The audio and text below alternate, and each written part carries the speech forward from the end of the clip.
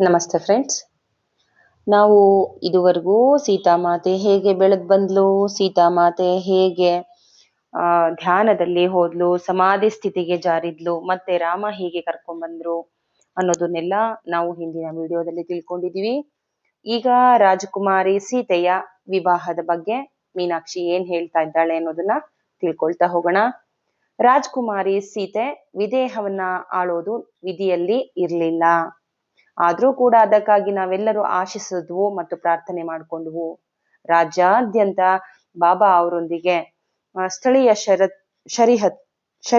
ಪರಿಷತ್ತನ್ನ ಸ್ಥಾಪಿಸಿ ಸ್ಥಳೀಯ ನಾಯಕರನ್ನ ಗುರುತಿಸಿ ಅವ್ರಿಗೆ ಸ್ಥಳೀಯ ವ್ಯವಹಾರಗಳನ್ನ ಹೇಗೆ ನಿರ್ವಹಿಸ್ಬೇಕು ಅನ್ನೋದನ್ನ ನಿರ್ದೇಶನ ಮಾಡ್ತಾ ಇದ್ರು. ಪ್ರಯಾಣಿಸುವುದರಲ್ಲಿಯೇ ತಿಂಗಳುಗಟ್ಲೆ ಕಳೆದ್ರು ಸೀತಾಮಾತೆ ಮತ್ತೆ ಜನಕ ಬಾಬಾ. ಸ್ಥಳೀಯ ಗ್ರಾಮಸ್ಥರಿಗೆ ರಾಜಕುಮಾರಿ ಸೀತೆಯ ಉಪಸ್ಥಿತಿ ಮತ್ತೊಂದು ದಿನದಲ್ಲಿ ಅವರ ಉತ್ತರಾಧಿಕಾರಿಯಾಗಿ ಸೀತಾ ಮುಂದುವರಿತಾಳೆ ಅಂತ ಎಲ್ಲರಿಗೂ ಸಂದೇಹ ಬಂತು. ಆದ್ರೆ ಜನಕ ಬಾಬಾ ಇದನ್ನ ನಿರೀಕ್ಷೆ ಮಾಡ್ತಾ ಇದ್ದಾರೆ ಅಂತ ಗ್ರಹಿಸಿದ ನಂತರ ಹೆಚ್ಚು ನಿರಾಸೆ ಆಗ್ಬಾರ್ದು ಮುಂದೆ ಅನ್ನೋದಕ್ಕೋಸ್ಕರ ಸ್ವಯಂವರದ ಚರ್ಚೆಯನ್ನ ಆರಂಭ ಮಾಡಿದ್ರು. ಸೀತಾಮಾತೆಯನ್ನ ಸ್ವಯಂವರವನ್ನ ಆಯೋಜಿಸೋಣ ಅಂತ ಮಾತಾಡ್ತಾ ಇದ್ದಾರೆ. ಅದಕ್ಕೆ ಸುನೈನಾ ಮಾತೆ ಆಕ್ಷೇಪ ವ್ಯಕ್ತಪಡಿಸಿದ್ರು. ಹೆಚ್ಚಿನ ಸಮಯಕ್ಕಾಗಿ ಮನವಿ ಮಾಡ್ಕೊಂಡ್ರು. ಸುನೈನಾ ಮುಂದೊಂದು ದಿನ ಅವಳು ಈ ರಾಜ್ಯವನ್ನ ಆಳ್ತಾಳೆ ಅನ್ನೋದು ನಂಬಿಕೊಂಡಿರುವ ಎಲ್ಲ ರಾಜ್ಯಕ್ಕೆ ಅನ್ಯಾಯ ಮಾಡುತ್ತಿದ್ದೇವೆ. ಇದು ನಿಜವಲ್ಲ, ನಿನಗ್ ಗೊತ್ತಿದೆ, ನಮಗೆ ಗೊತ್ತಿದೆ ಇದು. ಜನಕ ಬಾಬಾ ಅವರು ಅವರಿಗೆ ದೃಢವಾಗಿ ಹೇಳಿದ್ರು. ಸುನೈನಾ ಮಾತೆಗೆ ಹೇಳ್ತಾ ಇದ್ದಾರೆ, ಅವಳು ಆಡಳಿತ ನಡೆಸುವುದಿಲ್ಲವೆಂದ ಮೇಲೆ ಅವಳಿಗೆ ಈ ಜ್ಞಾನವನ್ನ ಮತ್ತೆ ತರಬೇತಿಯನ್ನ ಏಕೆ ನೀಡಿದ್ರಿ? ಅವಳು ಎಲ್ಲೇ ಹೋಗ್ಲಿ, ಈಗ ಜನಕ ಬಾಬಾ ಹೇಳ್ತಾ ಇದ್ದಾರೆ ಸುನೈನಾ ಮಾತೆಯ ಮಾತಿಗೆ, ಅವಳು ಎಲ್ಲೇ ಹೋಗ್ಲಿ ಈ ಜ್ಞಾನವನ್ನ ಕಾರ್ಯರೂಪಕ್ಕೆ ತರುತ್ತಾಳೆ. ಕೇವಲ ಇದು ಮಿಥಲ್ಯಗಾಗಿ ಅಲ್ಲ, ಭವಿಷ್ಯಕ್ಕಾಗಿ ಇದೆ ಅಂತ ಹೇಳ್ತಾ ಇದ್ದಾರೆ. ಸುನೈನಾ ಮಾತೆ ನಿಟ್ಟುಸಿರು ಬಿಟ್ಟು ಹೇಳ್ತಾ ಇದ್ದಾರೆ, ಅವಳಿಗೆ ಯೋಗ್ಯವಾದ ವ್ಯಕ್ತಿಯನ್ನ ನಾವು ಕಲ್ಪಿಸೋದಕ್ಕೂ ಸಾಧ್ಯವಿಲ್ಲ. ಅವನು ಎಲ್ಲಿದ್ದಾನೆ, ಅವನು ಯಾರು, ಅವನು ಯಾವ ಮನುಷ್ಯ ಅಂತ ಹೇಳ್ತಾ ಇದ್ದಾಳೆ. ಅದಕ್ಕೆ ಜನಕ ಬಾಬಾ ನನಗೂ ಗೊತ್ತಿಲ್ಲ ಅಂತ ತಲೆ ಅಲ್ಲಾಡಿಸ್ತಾ, ಆದ್ರೆ ಹಲವು ತಿಂಗಳ ಹಿಂದೆ ನಾನು ಕಾಡಿನಲ್ಲಿ ಸೀತಾ ಮಾತೆಯೊಂದಿಗೆ ಧ್ಯಾನಕ್ಕೆ ಕುಳಿತಾಗ ಅವಳು ಹೇಳಿದ ಒಂದು ಮಾತನ್ನ ನೆನಪು ಮಾಡ್ಕೋತಾ ಇದ್ದಾರೆ. ನಾವು ಅವರ ಮಿಲನ ದಾರಿಗೆ ಅಡ್ಡ ನಿಲ್ಬಾರ್ದು, ಸ್ವಯಂವರವನ್ನ ಆಯೋಜಿಸೋಣ ಅಂತ ಹೇಳ್ತಾ ಇದ್ದಾರೆ ತನ್ನ ಪತ್ನಿಗೆ ಜನಕ ಬಾಬಾ. ಅವನು ಕಾಣಿಸ್ಕೋತಾನೆ, ಖಂಡಿತ ಬರ್ತಾನೆ, ಸೀತೆಯು ಅವಳನ್ನ ಗುರ್ತಿಸ್ತಾಳೆ ಅಂತ ನನಗೆ ಖಚಿತ ಇದೆ ಅಂತ ಹೇಳ್ತಾ ಇದ್ದಾರೆ. ಸುನೈನಾ ಮಾತಾ ಅವರಿಗೆ ಹೇಳೋದಕ್ಕೆ ಏನು ಹೆಚ್ಚಿಗೆ ಇರ್ಲಿಲ್ಲ. ಅವರು ಸುಮ್ಮನಾದ್ರು. ಸ್ವಯಂವರವನ್ನ ಆಯೋಜಿಸುವ ಸಮಯವೂ ಬಂತು ಎಂದು ಹೇಳಿದಾಗ ಸೀತಾಮಾತೆಯು ತನ್ನ ತಂದೆಗೆ ಯಾವುದೇ ಆಕ್ಷೇಪಣೆ ವ್ಯಕ್ತಪಡಿಸ್ಲಿಲ್ಲ. ಆದ್ರೆ ಒಂದು ಸಂಜೆ ಅವರೆಲ್ಲರೂ ಜೊತೆಯಾಗಿ ಕುಳಿತಿದ್ದಾಗ ನಾನು ಮತ್ತು ಸೋಮ ಅವರಿಗೆ ಸಿಹಿ ತಿನಿಸನ್ನ ಕೊಡ್ತಾ ಇದ್ವಿ. ಸ್ವಯಂವರವನ್ನ ಘೋಷಣೆ ಮಾಡ್ದಾಗಿನಿಂದ ಅವಳ ಮನಸ್ಸಿನಲ್ಲಿ ಏನೋ ಒಂದು ಬದಲಾವಣೆ ಆಗಿದೆ ಅಂತ ಜನಕ ಬಾಬಾ ಹೇಳ್ತಾ ಇರೋದನ್ನ ನಾನು ಕೇಳಿಸ್ಕೊಂಡೆ. ನಾವು ಅವನನ್ನು ತಿಳಿದುಕೊಳ್ಳಬಹುದೇ, ಅವನನ್ನ ಗುರುತಿಸಬಹುದೇ? ಮಾತೆಯು ಅನಿಶ್ಚಿತ ಧ್ವನಿಯಲ್ಲಿ ಕೇಳಿದಳು. ಅಂದ್ರೆ ಇಲ್ಲಿ ಯಾರು? ಸುನೈನಾ ಮಾತೆ ಕೇಳ್ತಾ ಇದ್ದಾಳೆ, ಅವ್ರನ್ನ ಯಾರು ಅಂತ ತಿಳ್ಕೊಬಹುದಾ, ಗುರುತಿಸಬಹುದಾ ಅಂತ. ಅದಕ್ಕೆ ಸೀತೆ ಹೇಳ್ತಾ ಇದ್ದಾಳೆ, ಮತ್ತೆ ಜನಕ ಬಾಬಾನು ಕೂಡ ಅದೇ ಇದ್ರಲ್ಲಿದ್ದಾರೆ. ಯಾರು ಅಂತ ಅವ್ರಿಗೂ ಕೂಡ ಗೊತ್ತಿಲ್ಲದೆ ಇರೋದ್ರಿಂದ ಸೀತೆ ಹೇಳ್ತಾ ಇದ್ದಾಳೆ, ನಾನು ಅವ್ರನ್ನ ನೋಡಿಲ್ಲ, ಆದ್ರೆ ಅವರ ರೂಪವನ್ನ ನಾನು ಎಂದೂ ನೋಡಿಲ್ಲ ಅಂತ ತಲೆ ಅಲ್ಲಾಡಿಸ್ತಾ ಇದ್ದಾಳೆ. ನಾನು ಅವರ ಧ್ವನಿಯನ್ನ ಕೇಳಿದ್ದೇನೆ, ಅವರ ಉಪಸ್ಥಿತಿಯಲ್ಲಿ ಅವರ ಎನರ್ಜಿಯನ್ನ ಫೀಲ್ ಮಾಡಿದ್ದೀನಿ ಅಂತ ಹೇಳ್ತಾ ಇದ್ದಾಳೆ. ಉಪಸ್ಥಿತಿಯನ್ನ ಅನುಭವಿಸಿರುವೆ ಅಂತ ಹೇಳ್ತಾ ಇದ್ದಾಳೆ, ಆದ್ರೆ ನಾನು ಅವರ ರೂಪ ನೋಡಿಲ್ಲ. ಬಾಬಾ ಕೆಲವು ನಿಮಿಷಗಳವರೆಗೆ ಸುಮ್ಮನಿದ್ದು, ಸೀತೆ, ನಿನಗೆ ಬಂದಿರುವ ಮತ್ತು ನಿನ್ನ ಜೀವನದಲ್ಲಿ ನಡೆದಿರುವ ಘಟನೆಗಳೆಲ್ಲ ನಿನ್ನ ಹುಟ್ಟುವ ಮೊದಲೇ ಅವುಗಳನ್ನೆಲ್ಲ ನೀನೇ ಏರ್ಪಾಡು ಮಾಡ್ಕೊಂಡು ಬಂದಿರುವೆ ಎನ್ನುವಷ್ಟು ಪೂರ್ವ ನಿರ್ಧಾರಿತವಾಗಿವೆ ಎಂಬಂತೆ ತೋರ್ತಿದೆ.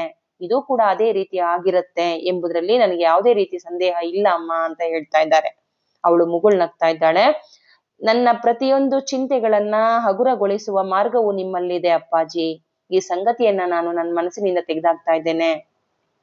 ಅಂದ್ರೆ ಈ ಜವಾಬ್ದಾರಿ ನಿಮ್ದು ಅಂತ ಹೇಳ್ತಾ ಇದ್ದಾಳೆ. ಸ್ವಯಂವರವು ಇನ್ನು 1 ವಾರವಿರುವಾಗ ಆರ್ಯಾವರ್ತದ ಎಲ್ಲ ರಾಜರನ್ನ ಆಮಂತ್ರಿಸಲಾಯಿತು. ಎಲ್ಲ ರಾಜರು ಬಂದಿದ್ದಾರೆ ಸ್ವಯಂವರಕ್ಕೆ, ಸೀತೆಯ ಸ್ವಯಂವರಕ್ಕೆ, ಬಿಲ್ಲನ್ನ ಎತ್ತೋದಕ್ಕೆ. ಹೊಲಗಳಲ್ಲಿ ಬಿತ್ತನೆ ಮಾಡೋದಕ್ಕೆ, ಹಳ್ಳಿಗಳಿಗೆ ಸಹಾಯ ಮಾಡುವುದ್ರಲ್ಲೇ ಸಮಯ ಕಳೀತಾ ಇದ್ದ ಸೀತೆ ನಿಜಕ್ಕೂ ಸ್ವಯಂವರದ ಸಂಗತಿಯನ್ನ ತನ್ನ ಮನಸ್ಸಿನಿಂದ ಆಚೆ ಹಾಕಿದ್ಲು. ಅಧಿಕ ಪರಿಶ್ರಮ ಒಳಗೊಳ್ಳುವ ಹೊರತಾಗಿ ತುಂಬಾ ವೇಗವಾಗಿ ಮತ್ತು ಸುಲಭವಾಗಿ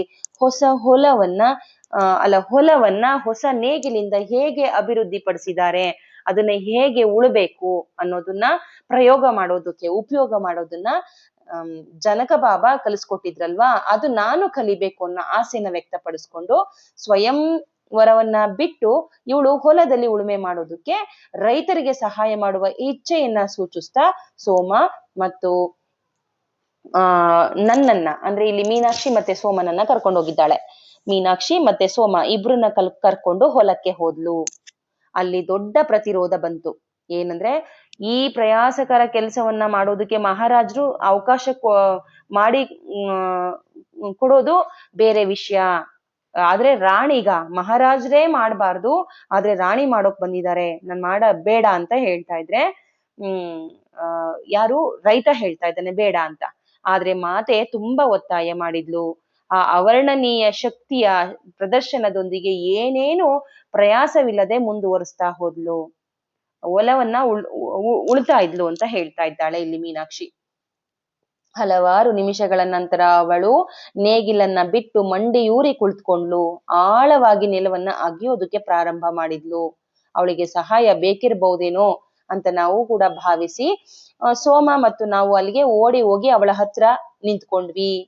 ಆದ್ರೆ ಅವಳು ಅಂತಹ ಅವಶ್ಯಕತೆಯನ್ನ ನಮಗ್ ಕೊಡ್ಲಿಲ್ಲ. ನೋಡು ಸೋಮ ಅಂತ ಸೀತಾಮಾತೆ ಹೇಳ್ತಾ ಇದ್ದಾಳೆ. ನೋಡು, ವಸುಂಧರಾ ಮಾತೆಯು ನಮಗೆ ಉಡುಗೊರೆಯನ್ನ ನೀಡಿದ್ದಾಳೆ. ಈ ಮಣ್ಣಿನಲ್ಲಿ ನಾವು ನೋಡಲು ಮತ್ತು ಸ್ಪರ್ಶಿಸಲು ಸಾಧ್ಯವಾಗದಂತ ಜೀವನಾಧಾರ ಶಕ್ತಿ ಇದೆ. ಅದು ರೋಗ ನಿರೋಧಕ ಶಕ್ತಿಯನ್ನ ತುಂಬಿದೆ. ನಮ್ಮನ್ನ ಚೆನ್ನಾಗಿರಿಸುತ್ತೆ ಈ ಶಕ್ತಿ. ಎಲ್ಲಿಯವರೆಗೆ ನಾವು ನಮ್ಮ ಮಣ್ಣನ್ನ ಪರಿಶುದ್ಧವಾಗಿ ಇಟ್ಟುಕೊಳ್ಳುತ್ತೇವೆಯೋ ಅಲ್ಲಿಯವರೆಗೆ ರೋಗಗಳು ದೂರ ಇರುತ್ತವೆ. ಇದು ವಸುಂಧರಾ ಮಾತೆ ಕೊಟ್ಟಂತಹ ಉಡುಗೊರೆಯಾಗಿದೆ ಅಂತ ಹೇಳ್ತಾ ಇದ್ದಾಳೆ. ಅವಳು ಕೈ ತುಂಬಾ ಕಪ್ಪು ಸಮೃದ್ಧ ಮಣ್ಣನ್ನ ಎತ್ಕೊಂಡ್ಲು. ಗಲ್ಲಕ್ಕೆ ತಿಕ್ಕಿಕೊಳ್ತಿದ್ದಂತೆ ಅವಳ ಮುಖ ಹೊಳೆಯತೊಡಗಿತು. ಮತ್ತು ನಮ್ಗೆ ಜೀವನ ನೀಡುವಂತಹ ಆ ಕೆಸರು ಕೊಳೆಗೆ ಅವಳು ಮುತ್ತು ನೀಡಿದ್ಲು. ನಮ್ಮ ಆಹಾರ ಎಲ್ಲಿಂದ ಬರುತ್ತದೆ ಎನ್ನುವುದರ ಕುರಿತು ನಾವೆಷ್ಟು ಕಡಿಮೆ ಯೋಚಿಸ್ತೇವೆ ಅಂತ ಗೊಣಗ್ತಾ ಇದ್ಲು ಸೀತಾಮಾತೆ. ವಸುಂಧರಾ ಮಾತೆಯು ನೀಡಿದಂತಹ ಈ ನಿಧಿಯನ್ನು ನಾವು ಎಷ್ಟು ಕಡಿಮೆ ಪ್ರಶಂಸಿಸುತ್ತೇವೆ. ಅವಳು ಕೊಳೆಯಾದ ಮಣ್ಣನ್ನು ಬಿಟ್ಟು ಎದ್ದು ನಿಂತು ದೂರದಲ್ಲಿ ನೋಡುತ್ತಾ ಅವಳು ಗೊಣಗಿದ್ಲು. ಅವನು ಇಲ್ಲಿದ್ದಾನೆ, ನಾನು ಅವನ ಉಪಸ್ಥಿತಿಯನ್ನು ಅನುಭವಿಸುತ್ತಿದ್ದೇನೆ. ನಂತರ ಅವಳು ಪುನಃ ಉಳುಮೆ ಮಾಡಲು ಮರಳಿದ್ಲು. ಅವನು ಅಂದ್ರೆ ಯಾರಿಲ್ಲಿ ಧ್ಯಾನದಲ್ಲಿ ಕಂಡುಕೊಂಡಂತಹ ಶ್ರೀರಾಮನ ಎನರ್ಜಿ ಇಲ್ಲಿದೆ ಅನ್ನೋದನ್ನ ಫೀಲ್ ಮಾಡ್ತಾ ಇದ್ದಾಳೆ ಸೀತಾ. ಹಾಗೂ ಅದನ್ನ ಕಡೆಗೆ ನೋಡ್ಬಾರ್ದು ಅನ್ನೋ ದೃಷ್ಟಿಯಿಂದ ತನ್ನ ಒಬ್ಳು ಹೆಣ್ಣು ಮಗಳಾಗಿರೋದ್ರಿಂದ ಹೊಲ ಹುಳದ್ರ ಕಡೆ ಮರಳಿ ಹೋಗ್ತಾ ಇದ್ದಾಳೆ ಸೀತಾ. ತನ್ನ ಕಾರ್ಯವನ್ನ ಪೂರ್ಣಗೊಳಿಸಿದ ನಂತರ ಸೀತೆಯು ಸಹಾಯ ಮಾಡೋದಕ್ಕೆ ಅವಕಾಶ ನೀಡಿದ್ದಕ್ಕಾಗಿ ರೈತನಿಗೂ ಧನ್ಯವಾದಗಳನ್ನ ಅರ್ಪಿಸ್ತಾ ನಾನು ಹೊಲದಲ್ಲಿ ಉಳುಮೆ ಮಾಡುತ್ತಿರುವ ಅಲ್ಲಿ ನಿಂತಿದ್ದ ರಥದ ಕುರಿತು ವಿಚಾರ ಮಾಡಿದ್ಲು. ಅಲ್ಲಿ ಉಪಸ್ಥಿತಿ ಇದೆ ಅಂದ್ರಲ್ಲ, ಆ ರಥ ಯಾವುದು ಏನು ಅಂತ ವಿಚಾರ ಮಾಡಿದ್ಲು. ಹೊಲ ಉತ್ತು ಆದ್ಮೇಲೆ ಅವರಿಬ್ಬರು ಅಯೋಧ್ಯೆಯ ರಾಜರಾಗಿದ್ದಾರೆ. ಕುದುರೆಗಳಿಗೆ ನೀರನ್ನ ಬೇಕೆಂದು ವಿನಂತಿ ಮಾಡ್ಕೊಂಡ್ರು. ಅವರು ಅಲ್ಲೇ ನಿಂತಿದ್ದಾರೆ ಅಂತ ಉತ್ತರಿಸ್ದ. ಅಯೋಧ್ಯೆ, ಅವಳು ತನ್ನಷ್ಟಕ್ಕೆ ತಾನೇ ಮಾತಾಡ್ಕೊಂಡ್ಲು. ಅವಳು ಆಲೋಚನೆಯಲ್ಲಿ ಕಳೆದೋಗಿದ್ದಾಳೆ ಅಂತ ನನಗನ್ನಿಸ್ತು. ಹೌದು, ಒಬ್ಬ ರಾಜ ನಿಮ್ಮನ್ನು ಹೊಲದಲ್ಲಿ ಇರುವಾಗ ಗಮನಿಸಿದ್ದಾರೆ ಮತ್ತು ಮಹಿಳೆಯು ಉಳುಮೆ ಮಾಡ್ತಾ ಇರೋದ್ರ ಬಗ್ಗೆ ಕೇಳಿದ್ರು. ಅಂತಹ ನೇಗಿಲನ್ನ ಎಲ್ಲಿಯೂ ನಾನು ನೋಡಿಲ್ಲ ಮತ್ತು ಮಹಿಳೆ ಅಂತಹ ಉಪಕರಣವನ್ನ ಬಳಸಬಹುದೆಂದು ನಾನು ಎಂದು ಊಹಿಸೂ ಇಲ್ಲ ಅಂತ ಹೇಳಿದ್ರು. ಅವರಿಗೆ ನೀನೇನ್ ಹೇಳ್ದೆ? ರಾಜಕುಮಾರಿ ಕೇಳ್ತಾ ಇದ್ದಾಳೆ. ಅವರು ನಮ್ಮ ರಾಜಕುಮಾರಿ ಸೀತೆ ಆಗಿದ್ದಾರೆ ಅಂತ ಹೇಳ್ದೆ. ಅವರು ಆಶ್ಚರ್ಯಚಕಿತರಾದಂತೆ ಕಂಡು ಬಂದು, ಆದರೆ ಮುಗುಳ್ನಗುತ್ತಾ ಅವರು ಇಂತಹ ಸಾಧನೆಯನ್ನು ಸಾಧಿಸಬಲ್ಲ ಮಹಿಳೆಯನ್ನು ಭೇಟಿಯಾಗಲು ಉತ್ಸುಕರಾಗಿದ್ದೇವೆ ಅಂತ ಹೇಳಿದ್ರು. ನಮ್ಮ ರಾಣಿಯ ಕುರಿತು ಅವ್ರಿಗೆ ತಿಳಿದಿಲ್ಲ ಅನ್ನೋದು ನಂಗೆ ಸ್ಪಷ್ಟ ಆಯ್ತು ಅಂತ ಅಕ್ಕರೆಯಿಂದ ಸೀತಾಮಾತೆನ ಅಕ್ಕರೆಯಿಂದ ಹೇಳ್ತಾ ಇದ್ದಾನೆ. ನಮ್ಮ ರಾಣಿ ಬಗ್ಗೆ ಏನು ತಿಳಿದಿಲ್ಲ ಅವ್ರಿಗೆ ಅಂತ ಹೇಳ್ತಾ ಇದ್ದಾನೆ ರೈತ. ಅವನ ಮಾತುಗಳನ್ನು ಕೇಳಿದಾಗ ಮಾತೆಯ ದೇಹದಲ್ಲಿ ಒಂದು ತುಡಿತ ಉಂಟಾಯ್ತು. ಅವಳು ಸೋಮಳ ಕಡೆ ತಿರುಗಿ ಮತ್ತು ಅವರಿಬ್ಬರ ಕಣ್ಣುಗಳಲ್ಲಿ ಒಂದು ನೋಟ ವಿನಿಮಯವಾದುದನ್ನ ನಾನು ಕಂಡೆ. ಮೀನಾಕ್ಷಿ ಅನ್ಕೋತಾ ಇದ್ದಾಳೆ ಸೋಮನ ಕಡೆ ತಿರುಗಿ ನೋಡ್ತಾ ಇರೋದಕ್ಕೆ. ಅವಳು ಅಯೋಧ್ಯೆಯ ರಾಜನಿಗಾಗಿಯೇ ದಾರಿ ಕಾಯ್ತಾ ಇದ್ದಾಳೆ ಎಂಬುದು ನನಗೆ ಆಶ್ಚರ್ಯ ಆಯ್ತು. ಸಂಜೆಯ ಊಟದ ಸಮಯದಲ್ಲಿ ಅವಳು ನೇಗಿಲನ್ನು ಬಳಸಿದ ಕುರಿತು ಸುನೈನಾ ಮಾತೆ ಲೇವಡಿ ಮಾಡ್ತಾ ಇದ್ರು. ರೈತರೇ ಅದನ್ನ ಬಳಸೋದಕ್ಕೆ ಹೆಣಗಾಡ್ತಿರುವಾಗ ನನ್ನ ಮಗಳು ಆ ಉಪಕರಣವನ್ನ ಬಳಸೋದು ಹೇಗೆ ಸಾಧ್ಯ ಅಂತ ಮಾತಾಡಿದ್ರು. ಮಿನುಗುವ ಕಣ್ಗಳೊಂದಿಗೆ ಜನಕ ಬಾಬಾ ಅವರು ಮಾತಾಳತ್ತ ತಿರುಗಿ ಹೇಳಿದ್ರು, ನನ್ನ ಪ್ರೀತಿಯ ಕಂದ, ನಿನ್ನ ಈ ಸಾಧನೆಯನ್ನ ಹೇಗೆ ಮಾಡ್ದೆ ಅನ್ನೋದನ್ನ ಅವಳಿಗೆ ಹೇಳು ಅಂತ ಅಂದ್ರು. ಮಾತೆ ಇದು ಹೇಳ್ತಾ ಇದ್ದಾಳೆ ಸೀತಾಮಾತೆ ಅಮ್ಮನಿಗೆ, ಇದು ಮನಸ್ಸಿನ ವಿಷಯವಾಗಿದೆ. ಇದಕ್ಕೆ ಅಗತ್ಯವಾದ ಶಕ್ತಿ ನನ್ನ ದೇಹದಲ್ಲಿಲ್ಲ. ಆದರೆ ನನ್ನ ಮನಸ್ಸು ಆ ದೌರ್ಬಲ್ಯವನ್ನ ಮೆಟ್ಟಿ ನಿಂತಿತು. ಏನು ಬೇಕು ಎಂಬುದರ ಕುರಿತು ಅದನ್ನ ನನಗೆ ದೇಹಕ್ಕೆ ಸೂಚನೆ ನೀಡ್ತಾ ಹೋಯ್ತು.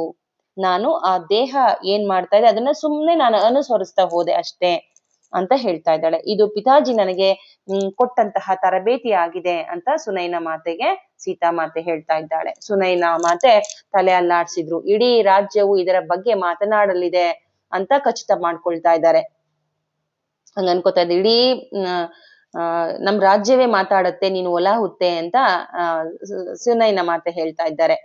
ಮತ್ತು ಅಯೋಧ್ಯೆಯಿಂದ ಬಂದ ರಾಜರು ಮನೆಯ ಮೂಲಕ ಅವರ ಆಗಮನದ ಕಥೆಯನ್ನ ಕೇಳಿದ ಊರ್ಮಿಳೆ ಅದಕ್ಕೆ ಸೇರಿಸಿದ್ಲು. ಅಂದ್ರೆ ನಮ್ಮ ಮನೆಯ ಮೂಲಕವೇ ಅಯೋಧ್ಯೆಯಿಂದ ರಾಜರು ಹೋದ್ರು, ಬರ್ತಾ ಇದ್ದಾರೆ ಅನ್ನೋದನ್ನ ಊರ್ಮಿಳೆ ಹೇಳ್ತಾ ಇದ್ದಾಳೆ. ಅದಕ್ಕೆ ಅವರು ಬಂದಿದ್ದಾರೆಯೇ? ಸುನೈನಾ ಮಾತೆಗೆ ಆಶ್ಚರ್ಯ. ಅವರು ಬಂದಿದ್ದಾರೆಯೇ ಅಂತ ಸುನೈನಾ ಮಾತ ಆಶ್ಚರ್ಯದಿಂದ ಕೇಳ್ತಾ ಇದ್ದಾಳೆ. ಋಷಿ ವಿಶ್ವಾಮಿತ್ರರೊಂದಿಗೆ ಅವರು ದೂರದ ಆಶ್ರಮದಲ್ಲಿದ್ದಾರೆ ಅಂತ ಪ್ರಕ್ರಿಯೆಯನ್ನ ನಾವು ಮಹಾರಾಜ ದಶರಥ ಮಹಾರಾಜನಿಂದ ಸ್ವೀಕರಿಸಿದ್ವು ಅಲ್ಲವೇ ಅಂತ ಹೇಳ್ತಾ ಇದ್ದಾರೆ. ಅವರು ಬೇರೊಂದು ಉದ್ದೇಶಕ್ಕಾಗಿ ಬಂದಿದ್ದಾರೆ ಅಂತ ತೋರುತ್ತೆ. ಶಿವ ಧನಸ್ಸನ್ನ ನೋಡಲು. ಆದರೆ ನಿಸ್ಸಂಶಯವಾಗಿ ಅವರು ಸ್ವಯಂವರದಲ್ಲಿ ಭಾಗವಹಿಸುತ್ತಾರೆ. ಸೀತೆಯ ಮೂಲಕ ಹಾದು ಬರುವ ಬತ್ತಳಿಕೆಯ ಕುರಿತು ಎಚ್ಚರಿಕೆಯಿಂದ ಅವರು ಮಾತನಾಡುವಾಗ ಅವಳ ಕಡೆ ನೋಡಿದ್ರು. ಮಾತೆ ತನ್ನ ಭಾವನೆಗಳಿಗೆ, ಅಂದ್ರೆ ಇವರು ನಿಸ್ಸಂಶಯವಾಗಿ ಬರ್ತಾರೆ ಅನ್ನೋದನ್ನ ಜನಕ ಬಾಬಾ ಸೀತಾ ಮುಖ ನೋಡಿ ಹೇಳ್ತಾ ಇದ್ದಾರೆ. ಮಾತೆ ತನ್ನ ಭಾವನೆಗಳಿಗೆ ದ್ರೋಹವಾಗದೆ ಇರೋದಂತ ಎಲ್ಲೋ ನೋಡ್ತಾ ಇದ್ಲು, ದೂರ ನೋಡ್ತಾ ಇದ್ಲು ಸೀತೆಯು ಹೊಲದಲ್ಲಿ ಉಳುಮೆ ಮಾಡ್ತಾ ಇರುವಾಗ ರಾಜರು ನೋಡ್ಬಿಟ್ಟಿದ್ದಾರೆ ಅಂತ ಸುನೈನಾ ಮಾತೆಗೆ ತಕ್ಷಣ ಹೊಳಿತು. ಅವರ ಮುಖದ ಮೇಲೆ ಒಂದು ನಿರಾಸೆ ಉಂಟಾಯ್ತು. ಅಯ್ಯೋ, ನನ್ ಮಗಳು ಉಳುಮೆ ಮಾಡಕ್ ಹೋಗಿದ್ದಾಳಲ್ಲ ಅಂತ ನಿರಾಸೆ ಉಂಟಾಗ್ತಾ ಇದೆ ಸುನೈನಾ ಮಾತೆಗೆ. ಸೀತಾ, ನೀನು ಉಳುಮೆ ಮಾಡ್ತಾ ಇರುವಾಗ ಅವರು ನೋಡಿದ್ದಾರೆ, ಅವರು ಏನ್ ಅಂದ್ಕೊಳ್ಳಬಹುದು ಅಂತ ಹೇಳ್ತಾ ಇದ್ದಾಳೆ ತಾಯಿ. ಮಾತೆ ಏನೂ ಪ್ರತಿಕ್ರಿಯಿಸ್ಲಿಲ್ಲ. ನಾವು ಎಂತಹ ಅದ್ಭುತ ಮಗಳನ್ನ ಹೊಂದಿದ್ದೇವೆ ಎಂದು ಅವರು ಯೋಚಿಸುತ್ತಾರೆ. ತಕ್ಷಣವೇ ಜನಕ ಬಾಬಾ ಉತ್ತರಿಸಿದ್ರು. ಸೀತೆ ಯಾರು ಗೆದ್ದರೂ ಅವಳು ಯಾರು ಎಂಬುದನ್ನ ಅರ್ಥ ಮಾಡಿಕೊಳ್ಬೇಕು, ಅವಳ ಜ್ಞಾನವನ್ನ ಗೌರವಿಸಬೇಕು. ಇದೊಂದೇ ನನಗೆ ಬೇಕಾಗಿರೋದು, ಇದೇ ನನ್ನ ಕಾಳಜಿ ಅಂತ ಹೇಳ್ತಾ ಇದ್ದಾರೆ ಜನಕ ಬಾಬಾ. ಹಾಗಾದ್ರೆ ಶಿವ ಧನಸ್ಸನ್ನ ಎತ್ತೋದಕ್ಕೆ ನಾವು ಪರೀಕ್ಷೆ ಯಾಕೆ ಇಡ್ಬೇಕು? ಅದು ಇಡೋ ಅವಶ್ಯಕತೆ ಇಲ್ವಲ್ಲ ಅಂತ ಸುನೈನಾ ಮಾತೆ ಹೇಳ್ತಾ ಇದ್ದಾಳೆ. ಅಂದ್ರೆ ಇಲ್ಲಿ ಹೇಳ್ತಾ ಇದ್ದಾರೆ, ಅವಳಮ್ಮ ಯಾರ್ ಗೆದ್ರು ಪರವಾಗಿಲ್ಲ, ಅವಳ ಜ್ಞಾನವನ್ನ ಗೌರವಿಸ್ಬೇಕು, ಅವಳನ್ನ ಕಾಳಜಿಯಿಂದ ನೋಡ್ಕೋಬೇಕು. ಅದೇ ನನ್ನ ಕಾಳಜಿ ಆಗಿದೆ. ಅವಳನ್ನ ಗೌರವಿಸ್ಬೇಕು, ಅವಳ ಜ್ಞಾನವನ್ನ ಗೌರವಿಸ್ಬೇಕು ಅಂತ ಅಪ್ಪ ಹೇಳ್ತಾ ಇರೋದಕ್ಕೆ ಅಮ್ಮ ಹೇಳ್ತಾ ಇದ್ದಾರೆ. ಹಾಗಾದ್ರೆ ಶಿವಧನಸ್ಸು ಎತ್ತೋದಕ್ಕೆ ಅವಶ್ಯಕತೆ ಏನಿದೆ ಈ ಪರೀಕ್ಷೆ ಇಡೋದಕ್ಕೆ ಅಂತ ಹೇಳ್ತಾ ಇದ್ದಾಳೆ. ಅದಕ್ಕೆ ಈಗ ಸೀತಾ ಮಾತೆ ಹೇಳ್ತಾ ಇದ್ದಾಳೆ, ಅಮ್ಮ, ಬಿಲ್ಲನ್ನ ಎತ್ತಲು ಬೇಕಾಗಿರುವುದು ಶಕ್ತಿಯೊಂದೇ ಅಲ್ಲ. ನಾನದನ್ನು ಚಿಕ್ಕಂದಿನಲ್ಲೇ ಬಿಲ್ಲನ್ನ ಎತ್ತಿದ್ದೇನೆ. ಅದನ್ನ ಎತ್ತಲು ಶಿವನು ಯಾರಿಗೆ ಅನುಮತಿ ನೀಡುತ್ತಾನೋ ಅವರಿಂದ ಮಾತ್ರ ಎತ್ತಲ್ಪಡುತ್ತದೆ. ಅವನ ಇಚ್ಛಾಶಕ್ತಿಯೇ ಗೆಲ್ಲುತ್ತದೆ. ಅದುವೇ ಅವಶ್ಯಕತೆಗೆ ಕಾರಣವಾಗಿದೆ. ಸೀತಾಮಾತೆ ಹೇಳಿದ್ಲು. ಜನಕ ಬಾಬಾ ಮುಗುಳ್ನಕ್ಕೂ ಅವರು ಸೀತೆಗೆ ಇದನ್ನ ಎಂದು ಹೇಳಿರ್ಲಿಲ್ಲವಾದ್ರಿಂದ ನನ್ನ ಮಗಳಿಗೆ ಇದು ಅರ್ಥವಾದದ್ರಿಂದ ಅವರಿಗೆ ಸಂತೋಷ ಆಯ್ತು.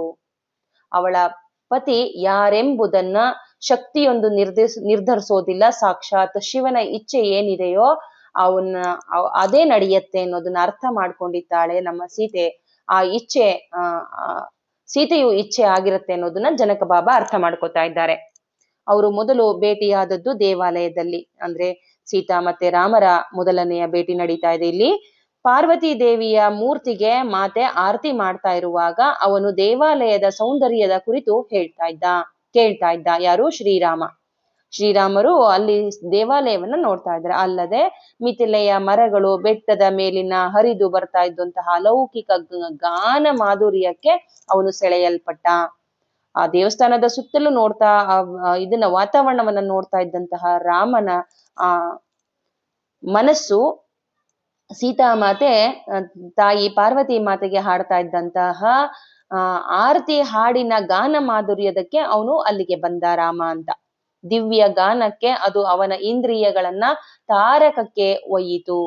ಮಾತೆ ದೇವಾಲಯಕ್ಕೆ ಹೋಗುವಾಗ ಎಂದಿನಂತೆ ಅತ್ಯುತ್ತಮ ಉಡುಪನ್ನ ಧರಿಸಿದ್ಲು.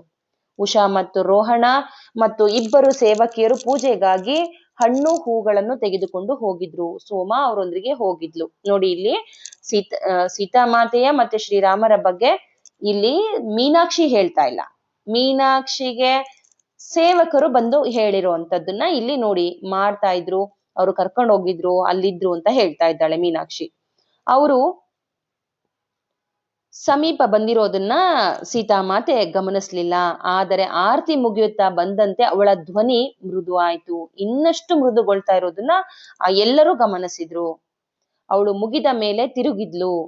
ಅವರು ಕೆಲವೇ ಅಡಿಗಳ ಅಂತರದಲ್ಲಿ ನಿಂತಿರೋದನ್ನ ನೋಡಿದ್ಲು. ಸೇವಕಿಯರಿಗೆ ಕೂಡ ಅಯೋಧ್ಯೆಯ ಇಬ್ಬರು ರಾಜರ ಉಪಸ್ಥಿತಿಯ ಅವಗಾಹನೆಯಾಯಿತು. ಕೆಲವು ನಿಮಿಷಗಳವರೆಗೆ ಮಾತೆ ಸ್ತಂಭೀಭೂತಳಾದಳು. ಮಾತೆ ನಮ್ಮ ಲೋಕದಲ್ಲಿರುವಳೋ ಅಥವಾ ಬೇರೆ ಎಲ್ಲೋ ಲೋಕದಲ್ಲಿರುವಳೋ ಎಂಬಂತೆ ಅವರಿಗೆ ಅನ್ನಿಸ್ತಾ ಇತ್ತು ಸೇವಕಿಯರಿಗೆ. ಆ ಇಬ್ಬರಲ್ಲಿ ಹಿರಿಯವನಂತೆ ಕಾಣುವ ರಾಜನೂ ಕೂಡ ಸ್ತಂಭೀಭೂತನಾಗಿದ್ದ. ಯಾರೂ ಕೂಡ ಮಾತನಾಡ್ಲಿಲ್ಲ, ಯಾರು ಅಲಗಾಡಲೇ ಇಲ್ಲ. ಕಿರಿಯ ರಾಜನೇ ಮೌನ ಮುರಿದು, ಅಂದ್ರೆ ಇಲ್ಲಿ ಲಕ್ಷ್ಮಣರು ಹೇಳ್ತಾ ಇದ್ದಾರೆ, ತನ್ನನ್ನು ಲಕ್ಷ್ಮಣ ಮತ್ತು ಇವ ನನ್ನ ಅಣ್ಣ ರಾಮ ಅಂತ ಪರಿಚಯ ಮಾಡಿಕೊಂಡ. ಊರ್ಮಿಳೆಯೂ ಕೂಡ ಪ್ರತಿಕ್ರಿಯಿಸಿ, ಇದು ನನ್ನ ಅಕ್ಕ ಸೀತಾ ಮತ್ತೆ ಇದು ನಾನು ಅಂತ ಪರಿಚಯ ಮಾಡ್ಕೊಂಡ್ಲು.